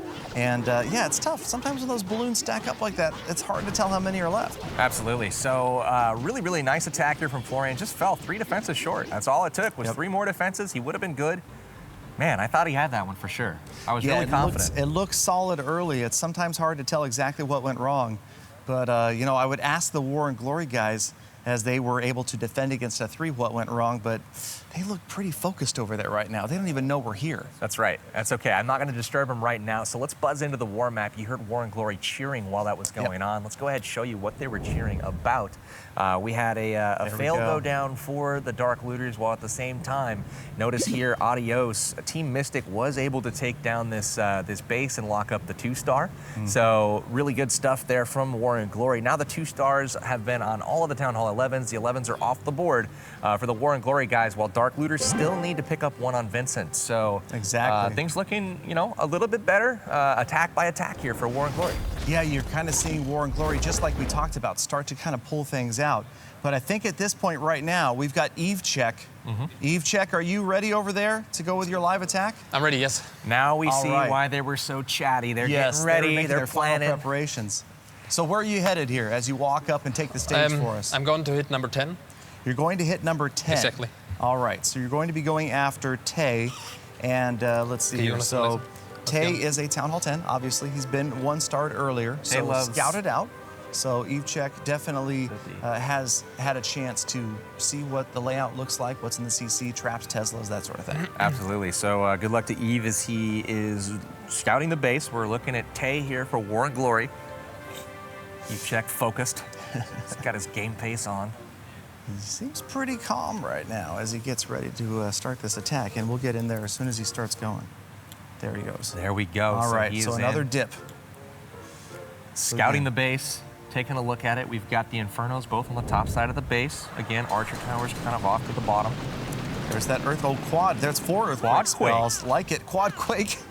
I'm not going to say Quattro Quaco. I said it. I'm sorry. Okay. So here they come. On the left-hand side, you can see that path is created all the way to the core, and you might often see that in a farming raid or even a trophy raid, but here it's to try to open that path to get to the Archer Queen. That's exactly right.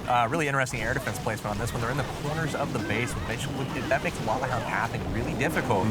So he's going to send in the King, Grand Warden, 9 bowlers. Let's see what he has in the clan castle. Has he got more bowlers? Is he going to use a Lava Hound? It looks like a Lava Hound. And there's the second of 4 air defenses down, so we can expect those Lava Hounds to do their best to head after those last 2 air defenses and protect the 22 balloons that we're about to see get dropped on this base. Look at the push on this, man. He's got the King in the core. He has used the ability. Bowler's still up behind him. He's taking out Here they come.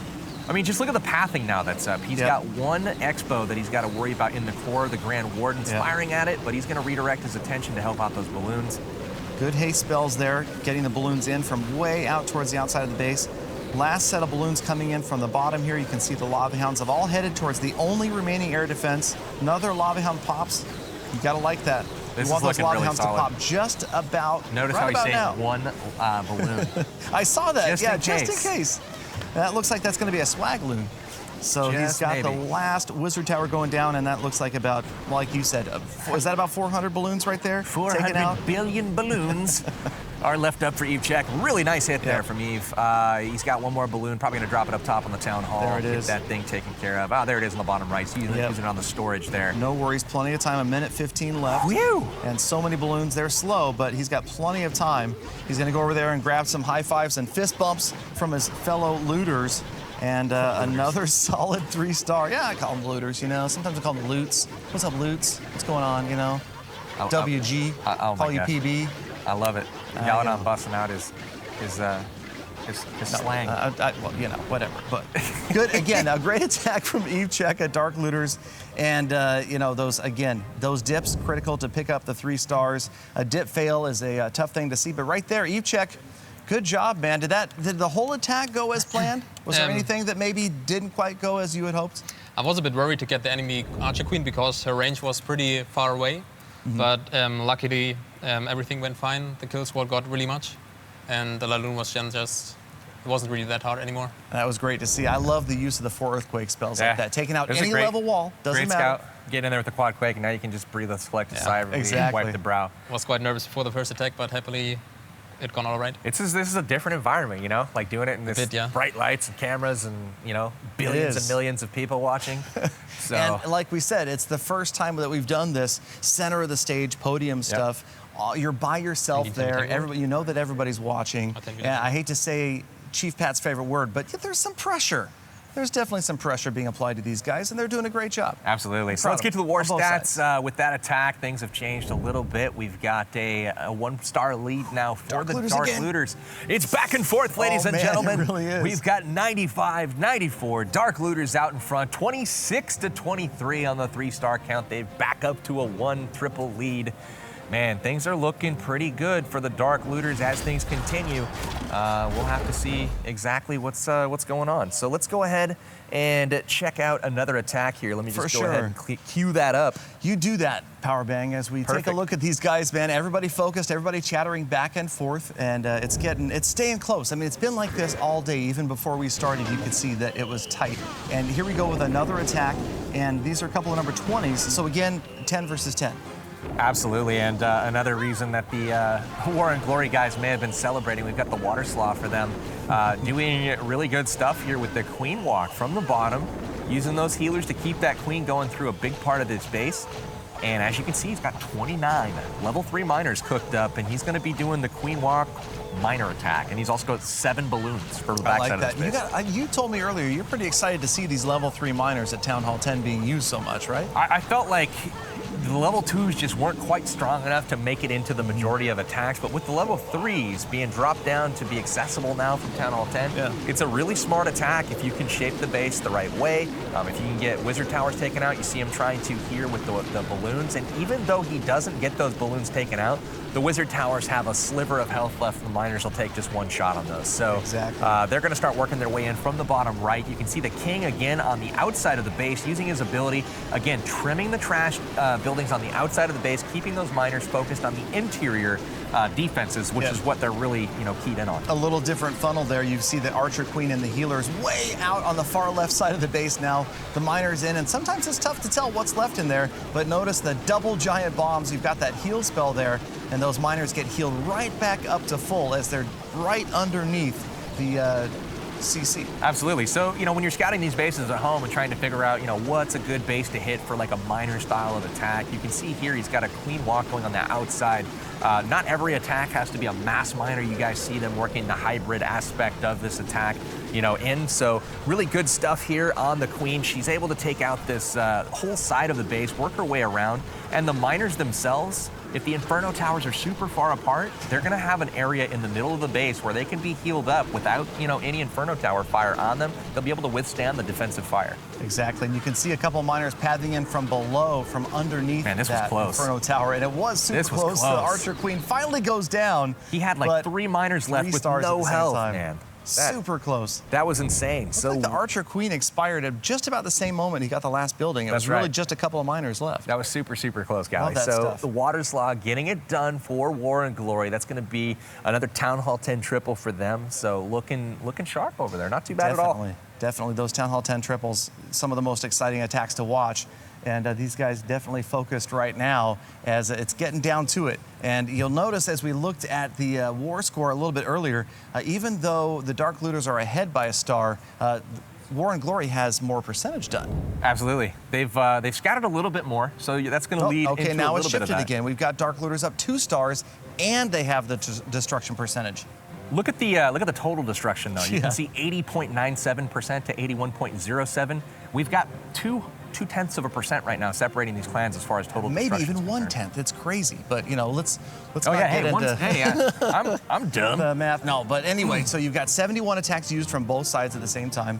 And as you can see, again, it's that 3-star making the difference. Dark Looters ahead in the 3-star attacks. As we take a look at the map again, you guys, all the 9s cleared out earlier on in the war.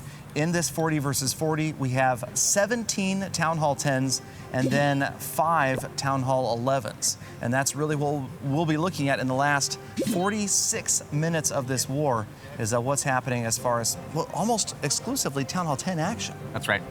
We're getting close to almost all Town Hall 10 hits here in just a moment. The 11s, unless things go just majestically for these clans, wrapping things up, we're going to see mostly all Town Hall 10 attacks, which are remaining, which to me, those are the most exciting ones. Definitely exciting. We've I can see why these 10s don't want to go to 11 sometimes. For sure. We've got more live action coming up right now in studio. We've got the War and Glory guys up next. Vincent, are you ready to rip one off here? Always ready. Always ready. Well, head to the main stage, my friend. That podium awaits you. We got Vincent hitting which number? Number 9, King Tim. All right, here man. we go. We got a couple of in-studio foes right now as King Tim kicking back, looking kind of confident over there, but it's always fun to see when you've got the defending base here in the studio as well as the attacker. I heard King Tim whispering some things at him in German. I'm not sure that we all understand, but Vincent is going to go try to... huh? I think he's trying to get in his head. Vincent's going to go up and try to do his work here on King Tim. King Tim currently with 2 stars on his base. Earlier attacked by Tommy Boy for 54%. Vincent's going to try to just go in and take Tim off the board. Maybe toss him a casual smile as he walks away victorious, but we'll have to wait and see if that's the case. 48 miners. 48 miners. This is good God. The least diverse attack we've seen today. As all 48 miners, there's no kill squad here. This pretty much mass miners, spam miners. Oh, this is mass miners at its finest here. What you see is the queen on one side, the king on the other, and they're again shaping the base. The warden goes on ground mode with the miners. They're going to go through the base. And he tries to make it through that first inferno as quickly as possible, but the Skellies are making it a little bit difficult there. That was a rough first inferno. And look at those miners are so stacked up right now. This one really comes down to the placement and timing of those heal spells. As you can see, he only has 1 left, but he still has the Warden's ability. I'm guessing he's saving it for this inferno, the far inferno over there. It is. This is wrecked. Good one. That is a good ability right there to protect from that inferno. Look at tower. the queen on the bottom. She's already taken out the Tesla. She's just about to go down. She did a great job there. This is a really good attack here from Vincent. You saw him target the side of the base that had all of the splash damage on it. He took out the Infernos early. No wizard towers left over, and he is swagging spells, my friend. Vincent with the 3-star here on King Tim. Holy cow, Vincent, you got to be happy with that, my friend. Nice work, dude. And walk off. There it is again, another 3-star from these guys. War and Glory putting up live 3s on the board, PB. Hey. You gotta love it. I believe that's their 4th dip for they have not failed one yet, so War and Glory still very much in this. Looking happy. You know, they've been confident. They're coming out, executing attacks live. Not the easiest thing to do. Been there, done that. It's hard. So very good job to the War and Glory guys. Vincent, talk to me a little bit about the attack, man. Did everything happen that you wanted to have happen there? It seemed pretty textbook. You know, spam miners, get the heroes down on the side, and then you targeted all those wizard towers very early, so there was very little danger to the So as you saw, I dropped my queen and king on the outside. So so basically my heroes help my miners to stay inside the base, and so I can I know where I have to place my heals. It's easier to plan an attack like that. Absolutely. That way those miners don't go all crazy and run around the outside of the base. So, hey, great job. We have brought the score a little bit closer now with that attack. Yeah. Vincent bringing them to within 1. War and Glory now down 95 to 96. There it is. All right, so Dark Looters 96, War and Glory 95. Again, though, Dark Looters has a 2 3-star advantage, and the damage percentage now in War and Glory's favor by over 1%. Doesn't seem significant right now, but again, if this ends up at a tie like it could, then that's going to be what decides the champion of CWL Season 2. Season 2 CWL champion. Really, really cool war, though. It's one of the rare wars that I've seen where pretty much the whole time it's been tied or like 1 star different. Yeah, I mean, like the that. whole war. Yeah. Normally it's like one, especially when you've got a primarily European clan versus an international clan. Usually it's like a huge lead one way, then a huge lead the other way, just based on time zones. But this has been really exciting, neck and neck the whole way. Let's kick it to another attack. Let's do it. So we've got an earlier 10 versus 10. So the 11 versus 10 dips, they're kind of exciting. It definitely takes skill to pull off a 3-star like that. But these are the critical attacks that make the difference in a world champion clan. Town Hall 10s going after other Town Hall 10s and trying to pull out the 3 stars. And you see we've got a bunch of golems on the ground here to start out. 3 of them, looks like. Hey, 3 is great. 3 is company. 3 is crowd. I'm pretty sure that's how that phrase goes. 3 is company. In this case, it might be because Leol looks like he's got a solid attack in here, and the bowlers getting ready to path right into the core. You can see they broke through that outer wall, and then the jump spell wisely placed in, covering it looks like 6 separate enclosures with that 1 jump spell. Absolutely. Look at these balloons coming in from the side. The haste spell leads them into the Inferno. He sends just enough balloons to drop 1 bomb, get those taken out. They end up dropping 2 because of the sweeper. Really nice job on that, and now he's pretty much got the rest of the base that he can just take advantage of at this point. No more real threat with the Infernos down and no splash damage. Yep, it's like a ground attack and an air attack at the same time. You see how he coordinated. You've got the balloons that came in from the left-hand side. At the same time, you've got the bowlers coming in from the top. They kind of merge together, become one big driving force through the rest of this base. It's a lot to keep track of in a war. I mean, these guys with their, drawing out their plans of attack and pathing that they expect to happen. And it's got to feel good when it all goes to plan like this. And you see you've got a lot of units left to grab that 3-star. Absolutely. When you're at this point in the raid and you see your queen still has her ability up, I mean, you're like, all right, yeah, I got this. So Leol from the Dark Looters, really impressive stuff. The CC still harassing them a little bit, but with the queen, a full golem still, not even broken. And then a baby dragon still alive. You know this one's in the bag. He's got just a few seconds left on this one, and the queen's going to wrap around, finishing things up for the Dark Looters. Really clutch, taking out Yashal A and B from War and Glory. So really good stuff from the Dark Looters, again, proving that they're one of the toughest clans out there, just slaying Town Hall 10 after Town Hall 10. There's a reason that they are the champions from last season. But I feel like if anybody can take him down after what I've seen and heard and learned this week, it's War and Glory. They're definitely prepared, and they're not lacking the confidence. Absolutely. Let's talk to Itsu really quickly. Itsu, I don't mean to interrupt you for too long, but I wanted to ask you about the performance of your Town Hall 10 so far. You've been really pleased with what, kind of effort you've seen on the field so far. You've got quite a few Town Hall 10 triples. We just saw one there by Leol. What are you thinking about the performance of your clan so far at Town Hall 10? I think the Town Hall 10s put a really, really good performance out at the moment. So 6 10 versus 10 triples is a lot, especially at that stage we are playing at. So the bases are really good. Every trap is placed really, really well thought. So 6 10 versus 10 triples are really nice. Perfect. Awesome. Well, good answer there from Itsu. We're going to check the stats really quickly, go through those once again. Keep you guys that are just tuning in up to date. That's why we're checking them so often. A lot of people tuning in for the first time. We see 95-96 is still the score.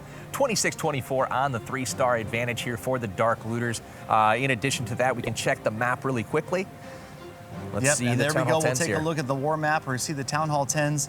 You can see the 11s are the first 5, and then you've got 17 Town Hall 10s, and that is where the difference is being made right now, you guys, because there are 18 Town Hall 9s. That is from number 23 down, so we don't really need to look at those. We know every single one of those has been 3-starred. We're really looking right here to watch these 3-star attacks get filled in, whether they are dips or they are Town Hall 10 triples.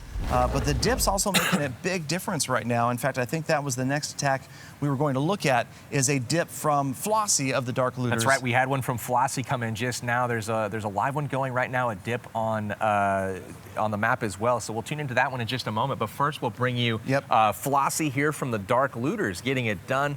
Itsu just commenting on his guys' performance and preparation so far. This time, we're going to be seeing the dragons busted out. I love this. I love seeing a variety of attacks like that. So this time, dragons and loons.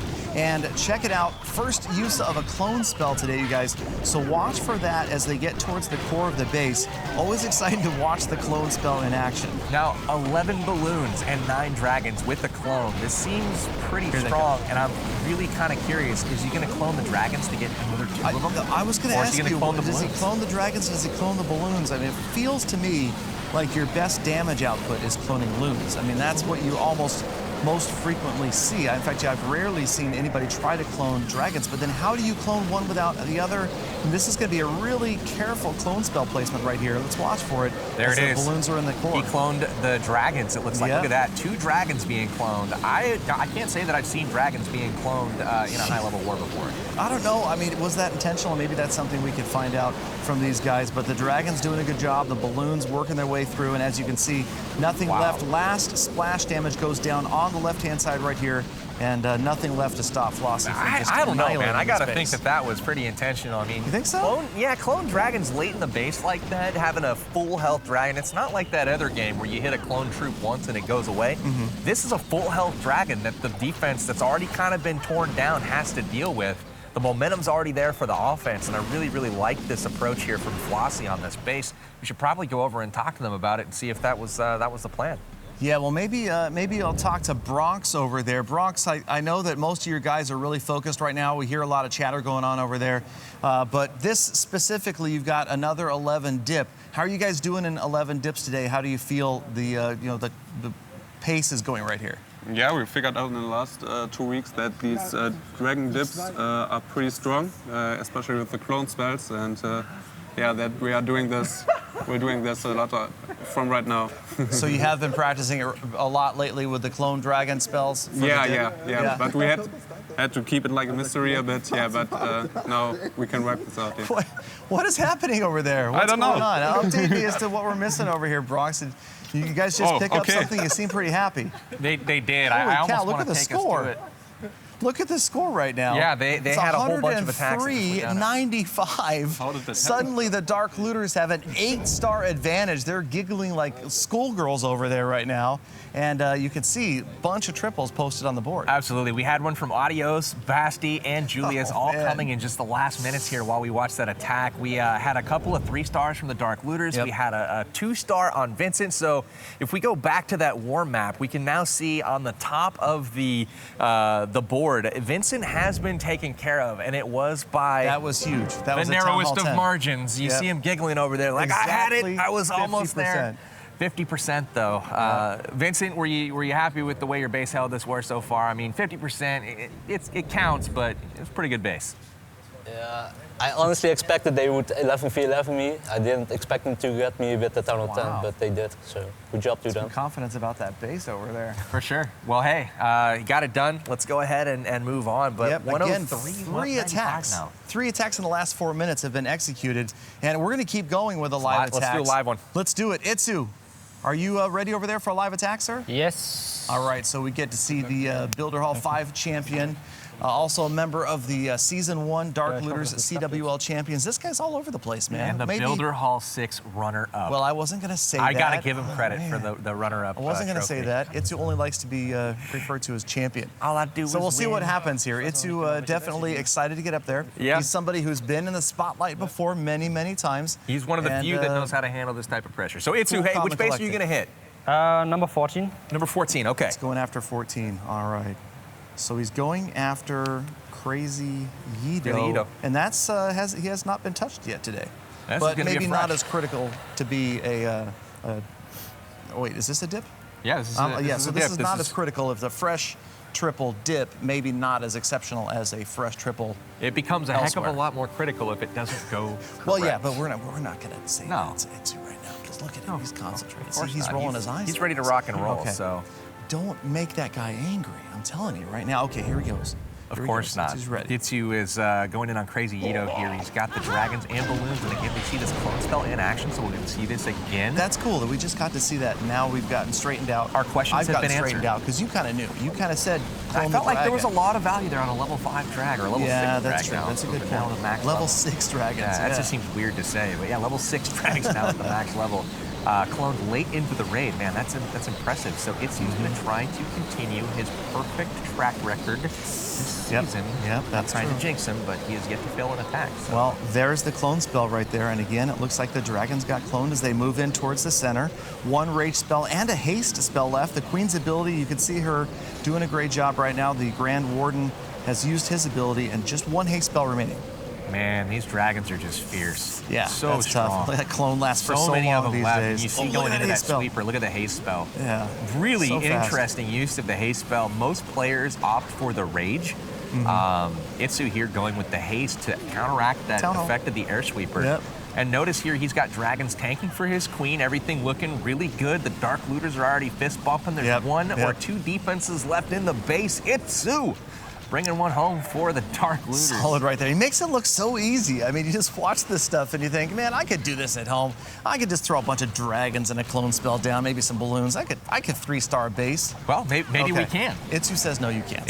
But it looks takes pretty practice, freaking good. you guys. I mean, it's funny because you watch these attacks and it looks easy. As Itsu walks off the stage, lets the attack roll out and grabs that 3rd star. But these guys plan these attacks, and nobody really goes out and attacks without consulting their clan and talking about what's going to happen. Oh no, the builder hut. Oh my goodness.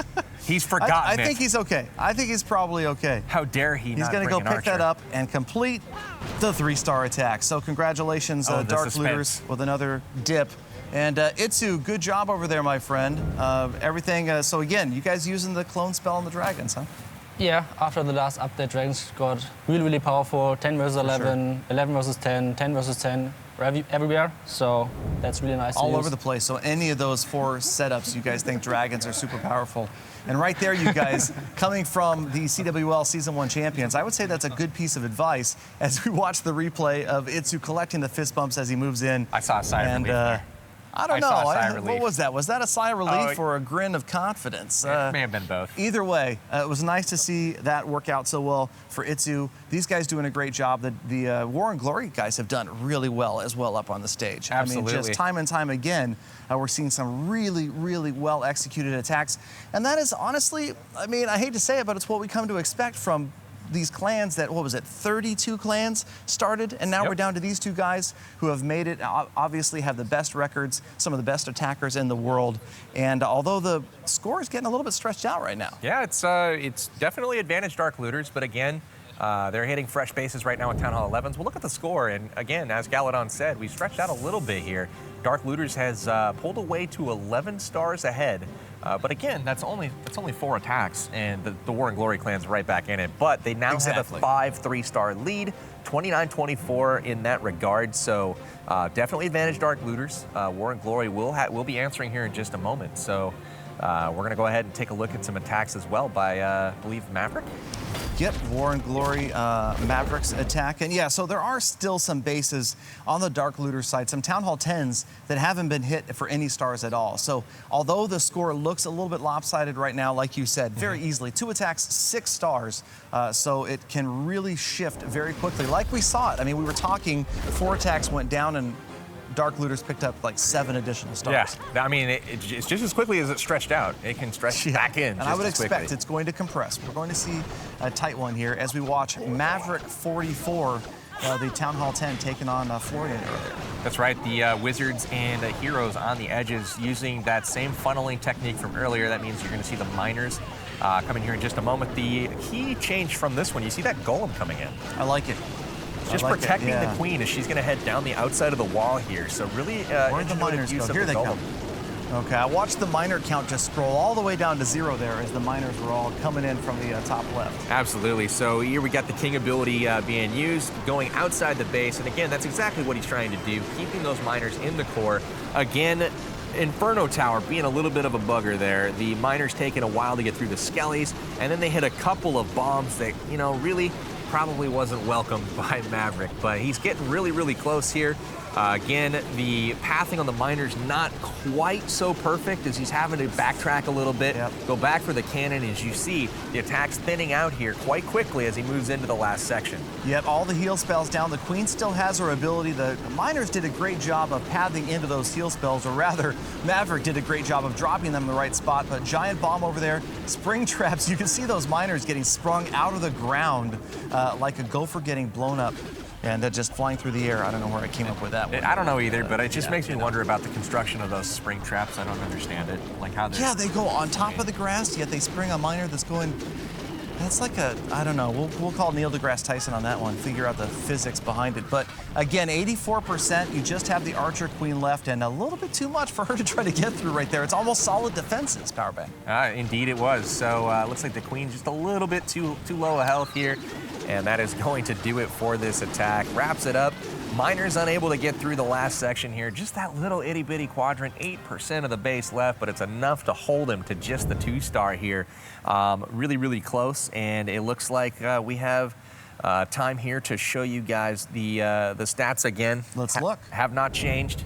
Those of you guys just tuning in, Dark Looters, the Season 1 defending champions, trying to repeat in Season 2 as champion again. They are holding an advantage right now over War and Glory. Yep, so it's a 40 versus 40 clan war. So we've got 80 attacks total. There's not a lot of attacks left. I'm amazed at how many attacks have clicked off the board in the last 10 or 15 minutes. Right. Both of these guys down, it looked like, to their last 5 to 8 attacks, you guys. So it's going to get intense. The critical triples coming in very shortly. That's right. We're going to have them live here in studio as well. We've got some of the Beast Town Hall 11s from the War and Glory side. They're going to be stepping up live to the podium, trying to even things out here in just a few. Exactly. But We're not going to miss any of that exciting stuff. No. I mean, there's a First, lot we of got to get attacks to the replays. That are going to still happen here in the studio, but we are going to look at some more replays as these guys are continuing to kind of strategize. They're like, we need a couple more minutes as we try to plan out exactly what we're going to do. So in that meantime, we're going to look at an earlier 10 versus 10. This is from Edgar of Dark Looters going after Jimmy of War and Glory. Our attack is underway, and you can see we've got, well, what's starting to look like a pretty typical army composition here, and the kill squad getting out there and funneling. You can see that single bowler at the top, and now the Barbarian King is moving in. The Queen went down pretty quickly. She went down pretty quickly, was deployed pretty much by herself, though. The goal being to get one of the air defenses, possibly a second if he got lucky. Didn't get lucky, but he still has the King and bowlers heading in. And look at those trailing wall breakers there to get that second layer of walls broken. That's very impressive stuff. And I like even that with the third layer of walls broken with the wall breakers, man. So Edgar with some pro wall breaker action. It looks like he's even going to get some more with a very deep push by these bowlers in the kill squad. Yep, they're trying to get to that Inferno Tower, and you can see it taking skip damage right there, but it's going to stay up as the bowlers kind of work their way out to the left. Underneath that Lava Hound, it's hard to see what's going on, but the air phase is starting. This base power bank, kind of the opposite of what we saw earlier. All 4 air defenses are off to one side. This time, Edgar chose to go after the ADs first. That's right. You can see him taking those out really quickly, and it really comes down to pathing. You see on the left, he gets those air defenses taken out, and then the heal spell, you know the balloons are not going to be taken out under the power of that heal. Level 7 heal spell now, and those are super, super strong. And no Infernos left, and I've been told somewhere that a heal spell doesn't work if a unit's being attacked by an Inferno Tower. Just a rumor I heard. This is true. This is true. Thank you, Galadon, for pointing that out. You know, advanced war strategy. So absolutely. No Inferno Towers left, and obviously, as you can see, looking pretty good for Edgar as it's the bane of the balloon's existence. The last Wizard Tower goes down, and in fact, the last defenses are down. Boom. He's done. Edgar getting it done for the Dark Looters. Nice work. Taking out Jimmy for War and Glory. And again, it looks like a really, really strong attack here for the Dark Looters. Really, really good stuff, man. Yep, so Dark Looters another showcasing awesome early all day. 10v10, and as it counts down, Lava Hound sitting out here in the corner with the Lava Pup after it. But not going to matter. Edgar, another 3-star for Dark Looters. And that's kind of what we've been seeing all day, these 3 stars making a big difference. But again, I still anticipate, despite the fact that War and Glory is a bit behind, that this is almost by design. These guys are prepared to come back and close it in the last few minutes of the war. Nothing like having that back against the wall, a little bit of pressure on you. Got to perform, but these guys have been doing it time and time again all season long. So that should be pretty interesting. Let's go ahead and take a look at what just happened. In the war, we had Zin taking on Leol of the Dark Looters, trying to get that 3-star. Leol getting a 3-star earlier for the Dark Looters, but now his base succumbs to the pressure of War and Glory, getting that dip 3-star there. The top one just happened while we were watching that, and it looks like War and Glory has pulled a little bit closer. Now only down by 8 stars, 98, 106. The last 2 attacks being dips in both directions there. So 106, 98, and it looks like maybe we will be looking at another attack, it looks like maybe from Tommy. That's right, Tommy, War and Glory. with his second attack being shown here. Tommy doing really good stuff over there for War and Glory. Kicking butt, man. He's got a six-pack well in hand now. Six-pack being 2 3-stars, you know. Is that right? The 3 pack plus 3? of 6. Oh, hey, how about that? Yeah, you that's know, pretty cool. So, nice to see I'm talking it about something again. else, So you know what I'm saying? we got Tommy with, again, the dip after Dord Jan there. And I'm trying to make up for the Necrobrud mispronunciation. So. what? Yep, okay, so anyway, so that's Tommy from War and Glory, number 1, Town Hall 11, going after the number 14, Town Hall 10 of Dark Looters, Dord Jan. Again, kill squad starting out. You can see the Barbarian King on the right-hand side, the Archer Queen moving in through that enclosure, down the center, trying to get to that Wizard Tower and the cannon. As the Barbarian King is expired on the right-hand side, the Queen is about to go down on the left, but the balloons and Lava Hound coming in from the right-hand side. Oh my goodness, look at this! Look at the balloons. Look at the balloons. It's a beautiful balloon parade one more time, but it's not so beautiful if you're Dord Jan or the Dark Looters, as Tommy's dipping down and it's going to take out your base for 3 stars. The first Inferno Tower goes down. Only 1 is left. Rage spells all over the place. It's mass mayhem. Look at those Lava Hounds pop like so many balloons at a county state fair. In back, look at that. The Archer Queen, although she has almost no health, there's nothing to stop her from absolutely annihilating this base, taking out structure after structure. Look at the haste balloons spells. have Holy just cow. eliminated every single defense in the entire area. Archer Queen, and look at this. I mean, those are swag minions if I've ever seen them. He didn't even need to drop those. Those could have stayed home. He didn't need those. No. Somebody take those minions away from that guy. He's dangerous. Look at that. Warden working on the Inferno Tower. Going to take that pleasure away from the balloons. 2 huge groups of balloons left over. Really good stuff here from Tommy. You know what? Some might say that was a spam attack, but mad respect, brother. It works. It works. Hey, Dropping that line of balloons in there, he overran the base. I mean, this was a no-doubter for sure. War and Glory with a really impressive attack here to put up the 3 for their clan. For sure. And I mean, oftentimes you see that. I mean, look at the overkill. When an attack goes well, it just ends up with so many spare units left like that. It's so rare that you'll see that, but it just makes it look easy. And that's where, you know, it can be kind of misleading at home because you think, well, that's overpowered. There's no way he's going to lose that. But these guys, again, have planned this out for days and spent, I mean, some of these guys I heard were up until 4 or 5 a.m. This morning, studying bases, helping each other out. I mean, obviously, there's some time zone differences, too, which is cool to see, especially with War and Glory being an international clan. You've got players from the west coast of the United States to Australia and practically everywhere in between. Absolutely. So we are checking out the war map right now. Again, top of the both sides here already taken care of. We've got 2 stars on all the Town Hall 11s. Town Hall 10 picture starting to get a little bit more clear. The Dark Looters have really worked their way through the top of the board. They've got number 13 still available, number 7, and Baker has not been hit yet, the number 6 base. Other than that, things are starting to get a little bit more clear on the Dark Looters side. Over on War and Glory, this attack is just about to wrap up right now on Conroad, and it looks like it is going to be just 2 bases left to scout here for War and Glory. But let's get off the map, and I want to put some pressure on maybe somebody to do a live attack. Let's do it, because these guys have been claiming all day this is their strength to come back like this. So, Gareticus, you ready? Are you ready to do an attack? Okay. All right. He's like, who, me? It's like, let's go, my friend. Let's see what you put got. A bit of an act there. I think he knew he was planning this. You want to tell me a troop comp to Jim real quick, and I'll just cook it up? Listen to the confidence from this guy. All right, he wants us to pick the army for him. But I'll tell you what, we'll let you choose the army, Gareticus, and we'll criticize you. I was kind of leaning towards goblins and minions with a side of bowlers, but, you know. I want to see good. Go Wipe again. Do what you do, man. Gareticus getting ready to hit which number? 18. 18? All right. All right, so I will stop bothering you, my go friend. After number 18, and we'll let him focus a little bit, but it does sound like a little bit of confidence there, huh? Yeah, I admire it. I admire it. Yeah. Win, lose, or draw. He's definitely been a fun guy to be around this week. We got Smithers getting ready to hopefully receive a beatdown here. I would think. I mean, the base has been attacked before, so no doubt a lot of these guys, what you see is chatter over there. They're not just talking about their day or what they did last night.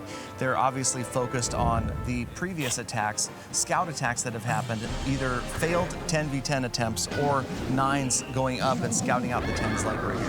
That's right. So Gareticus bringing what looks like a predetermined army. It looks like he's got boulders and witches and golems, and even maybe a few heroes combos he's going to bring to the mix. Looks like the same thing as last time. Perhaps a favorite of his, double jump so far down on the field with a third jump in the camps that's going to be used a little bit later on. And he's going to send these troops first at the corners to help build that funnel, and then straight into the core go the heroes, bowlers, and golems. Yeah, I like that last jump, kind of I like to call it the exit strategy jump. It leaves those units not stranded in the core, banging on walls, trying to get out. Oftentimes, if you're going after 2 stars, you don't care about that, but you can't let those units get stuck in the core of the base and not have a way out. So you can see that jump spell over there. That's going to get them to the enclosure where the far Inferno Tower and that last Expo on the top of the base is. Looks like the bowler's going to skip their way through the Expo on the far left. This is thinning out on the left side. It looks like the Archer Tower is going to survive. Not in panic mode yet, but the Archer Queen is one of the only things remaining in the core along with the Grand Warden. She does have her ability, and it looks here like the baby dragon is doing some work. She's got that Archer Tower down. Oh man, there's an Archer Tower all the way down at about 7 o'clock in the base, all by itself right there. 1 minute and 42 seconds though, guys, to clean this up. I think the Queen, she's got the way she's going, she's going to go through 2 walls, or not. Oh boy. Hey, she does jump over. Okay. This is working out. This is working out. So that jump is going to expire pretty soon. Let's see where she... She can access everything from here, and then she's going to use the ability early to get through the wall. 1 minute and tank left. the wizard. There we go. Look at those archers go off to the spring trap. You're right. So all the structures at the top gone. Cannon, and that's it. Last Grand Warden is down. Why is she going there? She's got to really. Oh my goodness! What is going to happen? Greticus can't do anything but watch right now. The Archer Queen is always going to be the Archer Queen. This is gut-wrenching. It would not be Clash of Clans if that Archer Queen didn't do something like that. Oh, but he's going to get it. He's going to get it. Plenty of time. Mr. Confidence on his way back to the seat with the dominant 3-star here. But hey, it's a 3-star nonetheless. Greticus getting it done in the clutch for War and Glory. Holy crap, I cannot wait to talk to him about this attack. So was there a moment of like, I don't know, I want to find out. It seemed like maybe right in the middle there was kind of a moment of tension. I definitely want to know. So, Greticus, you're not getting off the hook that easy, my friend. You walked up telling me to pick your army. You went in with a pretty strong composition, and you got by. How did it go? Did it freak you out a little bit when the Queen started heading in the other direction through the walls? Well, I just want to say, all to plan. I knew the stream had been a little slow up to this point, so I just went in there, liven things up a little bit, and wow, okay. It was in the bag the whole way. But. I like it. Savage, dude. Savage. All right, man. Greticus with the 3-star there again, pulling War and Glory. Really, really close again. We are back over to the score. Yeah, let's take a look and see how we're doing right here as we're getting down into it. And it's so much fun to watch these guys so relaxed, their first appearance, and doing a great job of closing the gap. 106-103 right now, and only a 3-star attack difference advantage for Dark Looters. Yeah, again, 2 3-stars ahead right now are the Dark Looters, 106-103. So again, this was 106-95 just a second ago, and we are back to a 3-star differential. So War and Glory very much in this. It is not by any means over, but Dark Looters still in control. Let's go ahead and move to a Dark Looters attack here. We can check out some damage that they're doing over on the other side of the map. Yep, so just a little bit earlier, we saw Adios from Dark Looters, a Town Hall 11, dropping down, going after Albert from War and Glory, and that's exactly what we have underway. And wouldn't you know, dragons and clone spells again. It's quickly becoming a Dark Looter trademark over there. I smell a new meta for those of you at home that are struggling with your dips, and maybe your witches and bowlers aren't working out like you like, or you just don't like Walloon. If you like the dragons, this may be something to consider. So Dark Looters really kind of unveiling something new for the finals, something we haven't seen really before. Even you haven't seen it a lot. I have not seen this a lot. Season of CWL. A big reason for that is because of the new level of the clone spell that just came out here recently, as well as the new level of dragon. So with those additional hit points and firepower of the dragons, and now with the clone spell having 40 camp spaces that it clones, you can get 2 dragons from the clone instead of just the 1 and maybe 3 balloons. Oh, this time it's balloons that get cloned right here. You can see the cloned loons in there. And that's super good too, difference, but they're going to do really well. It's almost like these guys make these adjustments on the fly, and depending upon the pathing, what's left, what do I want to clone, where is the haste spell, and this look at those clone really good. Health. Look at it, they're all full health, and no spells at all. They're going to get to the Inferno. And even if they hadn't have taken it out, they had balloons behind that, backing it up. That space was wrecked. So and really you've got the Archer Queen with her ability still in hand in the final 10 seconds of this 3-star attack. And you can see the dragons from all over the place. It did go down really quickly, you're right. And a solid attack from Adios saying goodbye to Albert's base. Whew. Get it? I get it. The pun master Galadon. I planned that one all day. At it again. Okay. Planning the adios goodbye. I got it. Sayonara. See you later. Auf Wiedersehen. Sweet. Well, hey, War Map it is. War and Glory in the meantime has added another star, and they're pushing for more right now. Okay. We are sitting here, very close score, 106, 104 now. They've added another 3-star. It was a triple. It was a triple somewhere. The gap is closing, guys, but again, over on the other side, we've got Dark Looters planning, and we're getting ready for a live attack in studio. Itsu, are you getting ready here to flex your muscles again live for us? They're focused right now. Itsu's probably making his last discussions. You ready, Itsu? He's ready? Yeah. All right, let's do it. The last 3-star attack that just took place was number 22, Golden Armada, which would be their bottom Town Hall 10, taking out number 11, Luca P, for 3 stars. As we get ready for this attack, this will put the Dark Looters back in the lead, if you can believe it. It's War and Glory. Just crazy. Right now, 107, 106. 11 dip into the mix here. 11 minutes left in this war, you guys. So Itsu, when you're ready, let me know where you're attacking. Yeah, number 20. He's attacking number 20, so we will scroll up and see number 20. The Waters Law has only been hit for 2 stars. As we look kind of around, you can see that there's a couple other 10s that haven't been hit for 3 yet either. But more significantly, 18's only been 1 start so far. Itsu, suffering a little bit of sunburn earlier this week when they were out filming that shot on the lake.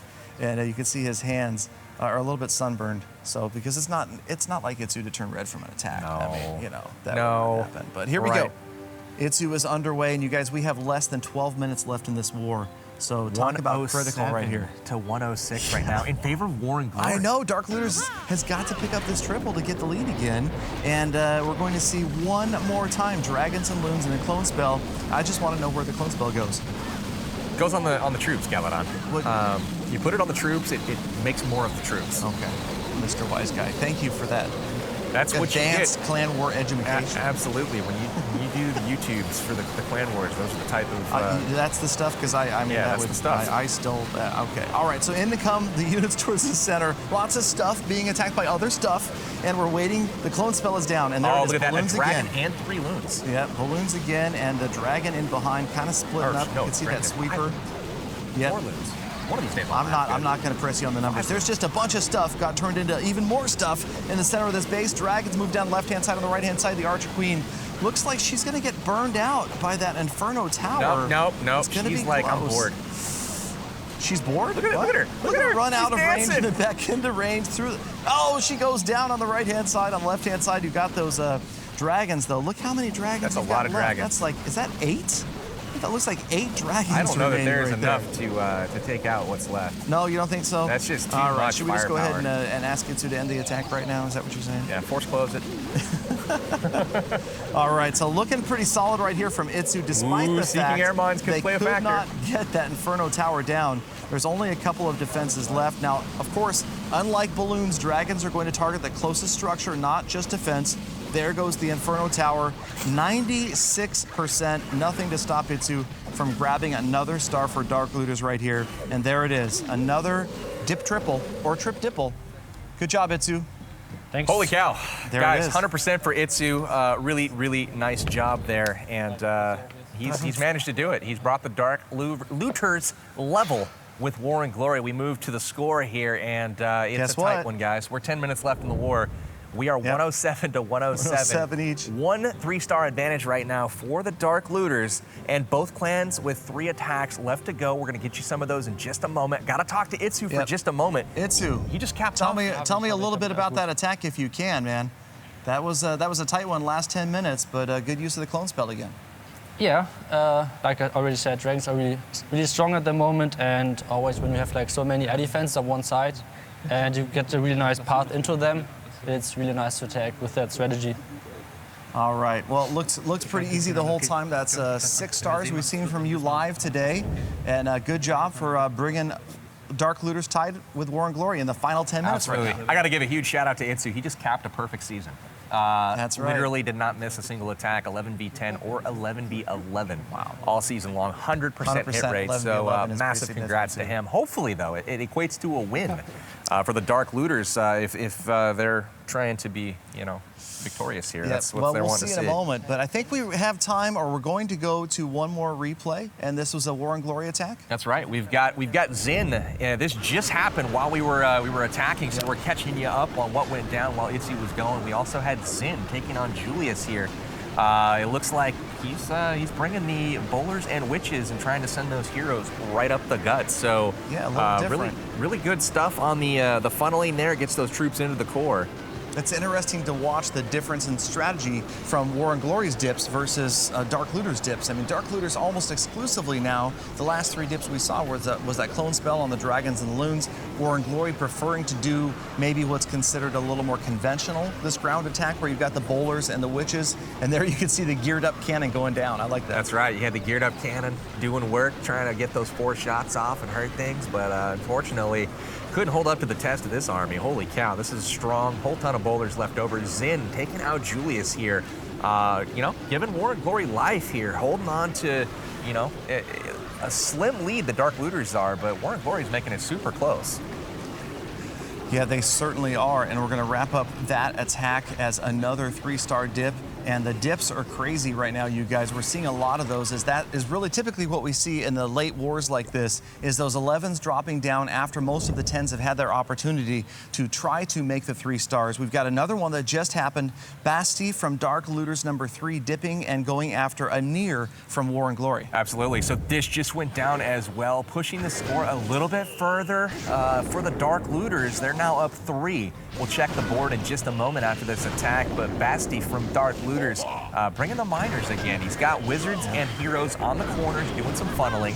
You see the queen coming down a little bit late. She's going to walk down the side of the wall. 44 miners and then also CC miners, so 51. That's a lot of miners. You can see them all getting dropped in there. Again, like we saw earlier today, the hero, the queen by herself, the king's got some wizard support, making sure that they funnel. And then the heal spell, look at the heal spell. Seems like it's all by itself, like that's a mistake. But as you watch, the miners are going to path into it, and the heal spell is going to be ideally placed now. Yeah, perhaps a little bit early, but at the same time, the miners do get the benefit of the heal. They are going to heal up to full. It is out of range of the Inferno Tower, so they, you see him over there, all green bars, so it ultimately isn't going to matter too much. And he's got another heal on the field to replace it. So things looking pretty good for Basti as he's pushing through this base. A near from War and Glory really not standing much of a chance on this one. Exactly, and you can see the heal spell on the miners about, it's going to, the Inferno Tower obviously is going to, what am I trying to say? The heal spell doesn't work on the miners as they're in the range of the Inferno Tower, but there's so many miners there, and that Inferno's only targeting 5 of them at a time. So you guys have to remember the heal spell is still appropriate right there. It is healing every other miner besides it only 5. Absolutely. You see how many he has remaining at the end here. I mean, yeah, it started out with 50-something.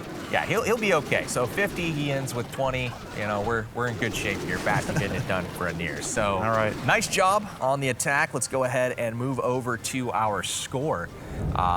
We'll check that out really quickly. It's wrapping up the war in just a few minutes, you guys. We are, under 10 minutes now left in this war? Oh, yeah, we are down to the final 5. I see a lot of chatter going on. Actually, it's kind of quiet over 110 to 107 side. right now. Dark Looters maintaining an advantage, 2 3-stars ahead. We are down to the final 4 minutes of the war. That means we got to get a live attack up to the stage here in just a moment. Pretty shortly, because we're down to not a lot of time left. That's right. The Dark Looters do have a 2 3-star advantage. There you can see Dennis Flossy getting attached by Stitch. You can see Flossy dipped and picked up 3 on the number 1. That's right. That's the difference right now is that 3-star. Stitch not able to get it done against Dennis, picking up the 2-star there. That one hurts a little bit. You can see the total destruction percentage right now well into the Dark Looters' favor, 2.2% roughly in favor of the Dark Looters. So Vincent, are you about ready to head to the stage?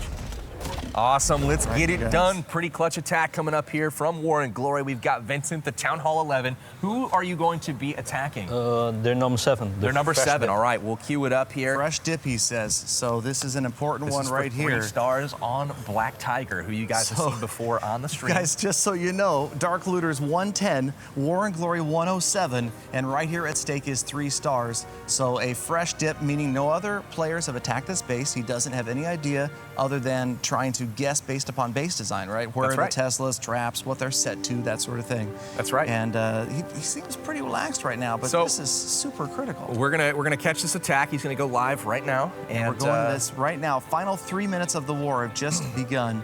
We're just under 3 minutes. Again, Dark Looters 110, War and Glory 107, and the attack is underway. We will try to catch this attack. We'll then go straight into another attack, see what's live at the end of this war. We're in the final 2.5 minutes here. It all comes down to this. So he starts with the miners early. He's got heroes on both the sides, it's going to look like. I don't see no the king yet. There it comes. Oh, the king went down kind of Pretty late I'm not on the sure king if that was deployment. intentional. The archer queen is suffering a lot of damage on the right-hand side. She has now. There goes her ability. The bar king, actually, he was so late that he's dragged some miners towards the outside. Miners have definitely and gone to the they're outside joining here. We'll see if that's going to matter. He's got the CC, looks like under control with the poison. Yep. They're 2 in the heal core now. spells left, so it does seem like he's doing okay. Big group of miners. There's the heal spell on these miners towards the bottom as That they was go a to that great last heal. air defense. That was good. And watch them use it. Look at them go back after the Tesla and It's all about the that cannon. Inferno on the top side right now. Oh, here Does they he have come. enough miners to take it out with double double giant bomb? heal spell. Ooh, that heal spell was too late, and all the miners that went after that Inferno tower got taken out. And He's got a that lot is left, tough. though. A lot left. No When heal you've got spells is the question. 48 miners. No heal One spells miner left. chipping away. He's got it down to 1/4 health left, and it looks like he's going to have enough, guys. popped off. Vincent able to clutch it out here. He's got miners at mostly Yeah, full there's health so here. many miners, and they are still in the green. You're right. So Good stuff job. here. We're going to War back and out. Glory Let's go see what celebrating. else is going on. They are gonna Nice pick work up to 3 Vincent. stars right here, guys. That is going to tie the score temporarily at 110-110 as that wraps up, and we're in the final minute of this war, and there it is. War and Glory now ahead, 111-110, you guys. Exactly, They've got a Basti. 1-star lead, and we're down to the final minute of this war. That's right. We What are. have you got there, Powerbang? We are in the final little bit of the attack. We're going to try to get in. It looks like we're not able to live, but 111-110 currently, 80 to 78 on the attack. That's impressive. So 31-31 on the number of 3 stars. It is currently tied. Events Dark you can Looter see. still has 2 attacks left, though. So they're down by 1 star, but they've got 2 attacks that they haven't used yet. The chatter over there by Dark Looters is just crazy right now. So here it is. These guys are trying to get into the final attacks. They've got 1 star. 30 seconds. Hog Riders are still up. Skeletons harassing them. It does look like they're going to pull out this attack. Oh, man. They're going to make it through, getting through the final 2 cannons. They're they work their way celebrating. in. They are They're celebrating. Dark Looters 112, War and Glory 111 right now, you guys. The final seconds of this war are counting down, and it looks like we're good to go here. The Hog Riders finishing up. You guys are seeing the final cleanup here of one of the final attacks of the war. Basti of the Dark Looters coming in with the clutch, game-winning, war-winning attack for the Dark Looters. These guys are about to repeat as champions of the CWL Invite Division for the 2nd season in a row. Holy cow, guys. An incredible end to this one. Super, super close, and a huge, huge effort on the comeback from War and Glory. Impressive stuff. Let's go to the end war screen here. War has ended. Let's look at the final. The war results say that the Dark Looters are victorious, 113 to 111, and they win by a 1% margin. So really good stuff from the Dark Looters. There you guys have it. Unbelievable last-minute attacks from both sides. War and Glory pulls out into the lead, but with the very final attacks, Dark Looters always in control, but behind at times, grab it, and they are your CWL Season 2 champions. Great, great stuff here. Guys, congratulations once again. I feel like War and Glory deserves a big round of applause Absolutely. as well. So, War nice and work. Glory, good effort, you guys. Came very, very close. Amazing attacks from everybody. And you guys looked like you were relaxed there at the end, but it just didn't quite work out with the last couple of attacks. We actually were very far behind, like throughout the war. Yeah. They had some really good 10v10 attacks. They tripled a lot. We couldn't match it, so they really deserved to win. So congrats to Dark Looters. Very gracious of you guys, and Great sportsmanship congratulations. from you Well guys. fought. So War and Glory with the gracious second place. You guys were fantastic throughout the season. From personal experience, I can say you guys are one of the toughest clans out there to play. So a very deserving second place in the CWL. That leads us to the champion. You guys have a cake. Have a cake. Have a cake. Why not? So second place, you guys are getting it. That's the second place. So what a guy. But without further ado, let's get to the first place clan. I got to present this golden P.E.K.K.A statue to the, I guess, two-time champions now, the Dark Looters, winning CWL invite. Wow. Guys, this is becoming a pretty regular occurrence. I'm very impressed with not only the performance that we saw today, I mean, super, super impressive. From the very beginning of the war, you guys executed the 9s, the 10s, the 11s. I mean, really impressive stuff. Itsu, what did you feel was the turning point? What about your preparation led you to be so confident coming into this war? The last 2 weeks, we had so many different strategies, trying new strategies, for example, the Dragons after the update, trying different stuff with the miners, and as well in the defense, trying new stuff in the base meta as Town Hall 9, as Town Hall 10 and 11. So huge shout out to all of the guys who put so much time into it. For example, Adios, Varley, Flossy, and so on and so on. I can continue all the time. So huge thanks to all of these guys. It was really nice. Fantastic. Congrats to the guys at home from the Dark Looters for winning. Really impressive stuff. Itsu shouting out a whole bunch of the players, and I've talked to all of these guys here in the studio this week, and they can't give enough credit to the players at home that are putting so much time into base building, attack planning, strategy. Both clans have said the same thing, so really good stuff. I'm impressed with both clans here. Really excited with what we saw today. Awesome stuff. Can't wait to see what we have planned, for the future. Exactly. Thank you guys again for coming. It's been fantastic spending time with both of these clans. Very gracious competitors. Thank you guys again. Thank you guys out there for watching. For Powerbang and myself, it's been a pleasure, and we will see you guys again next time. Oh my God, this is great. Don't do it.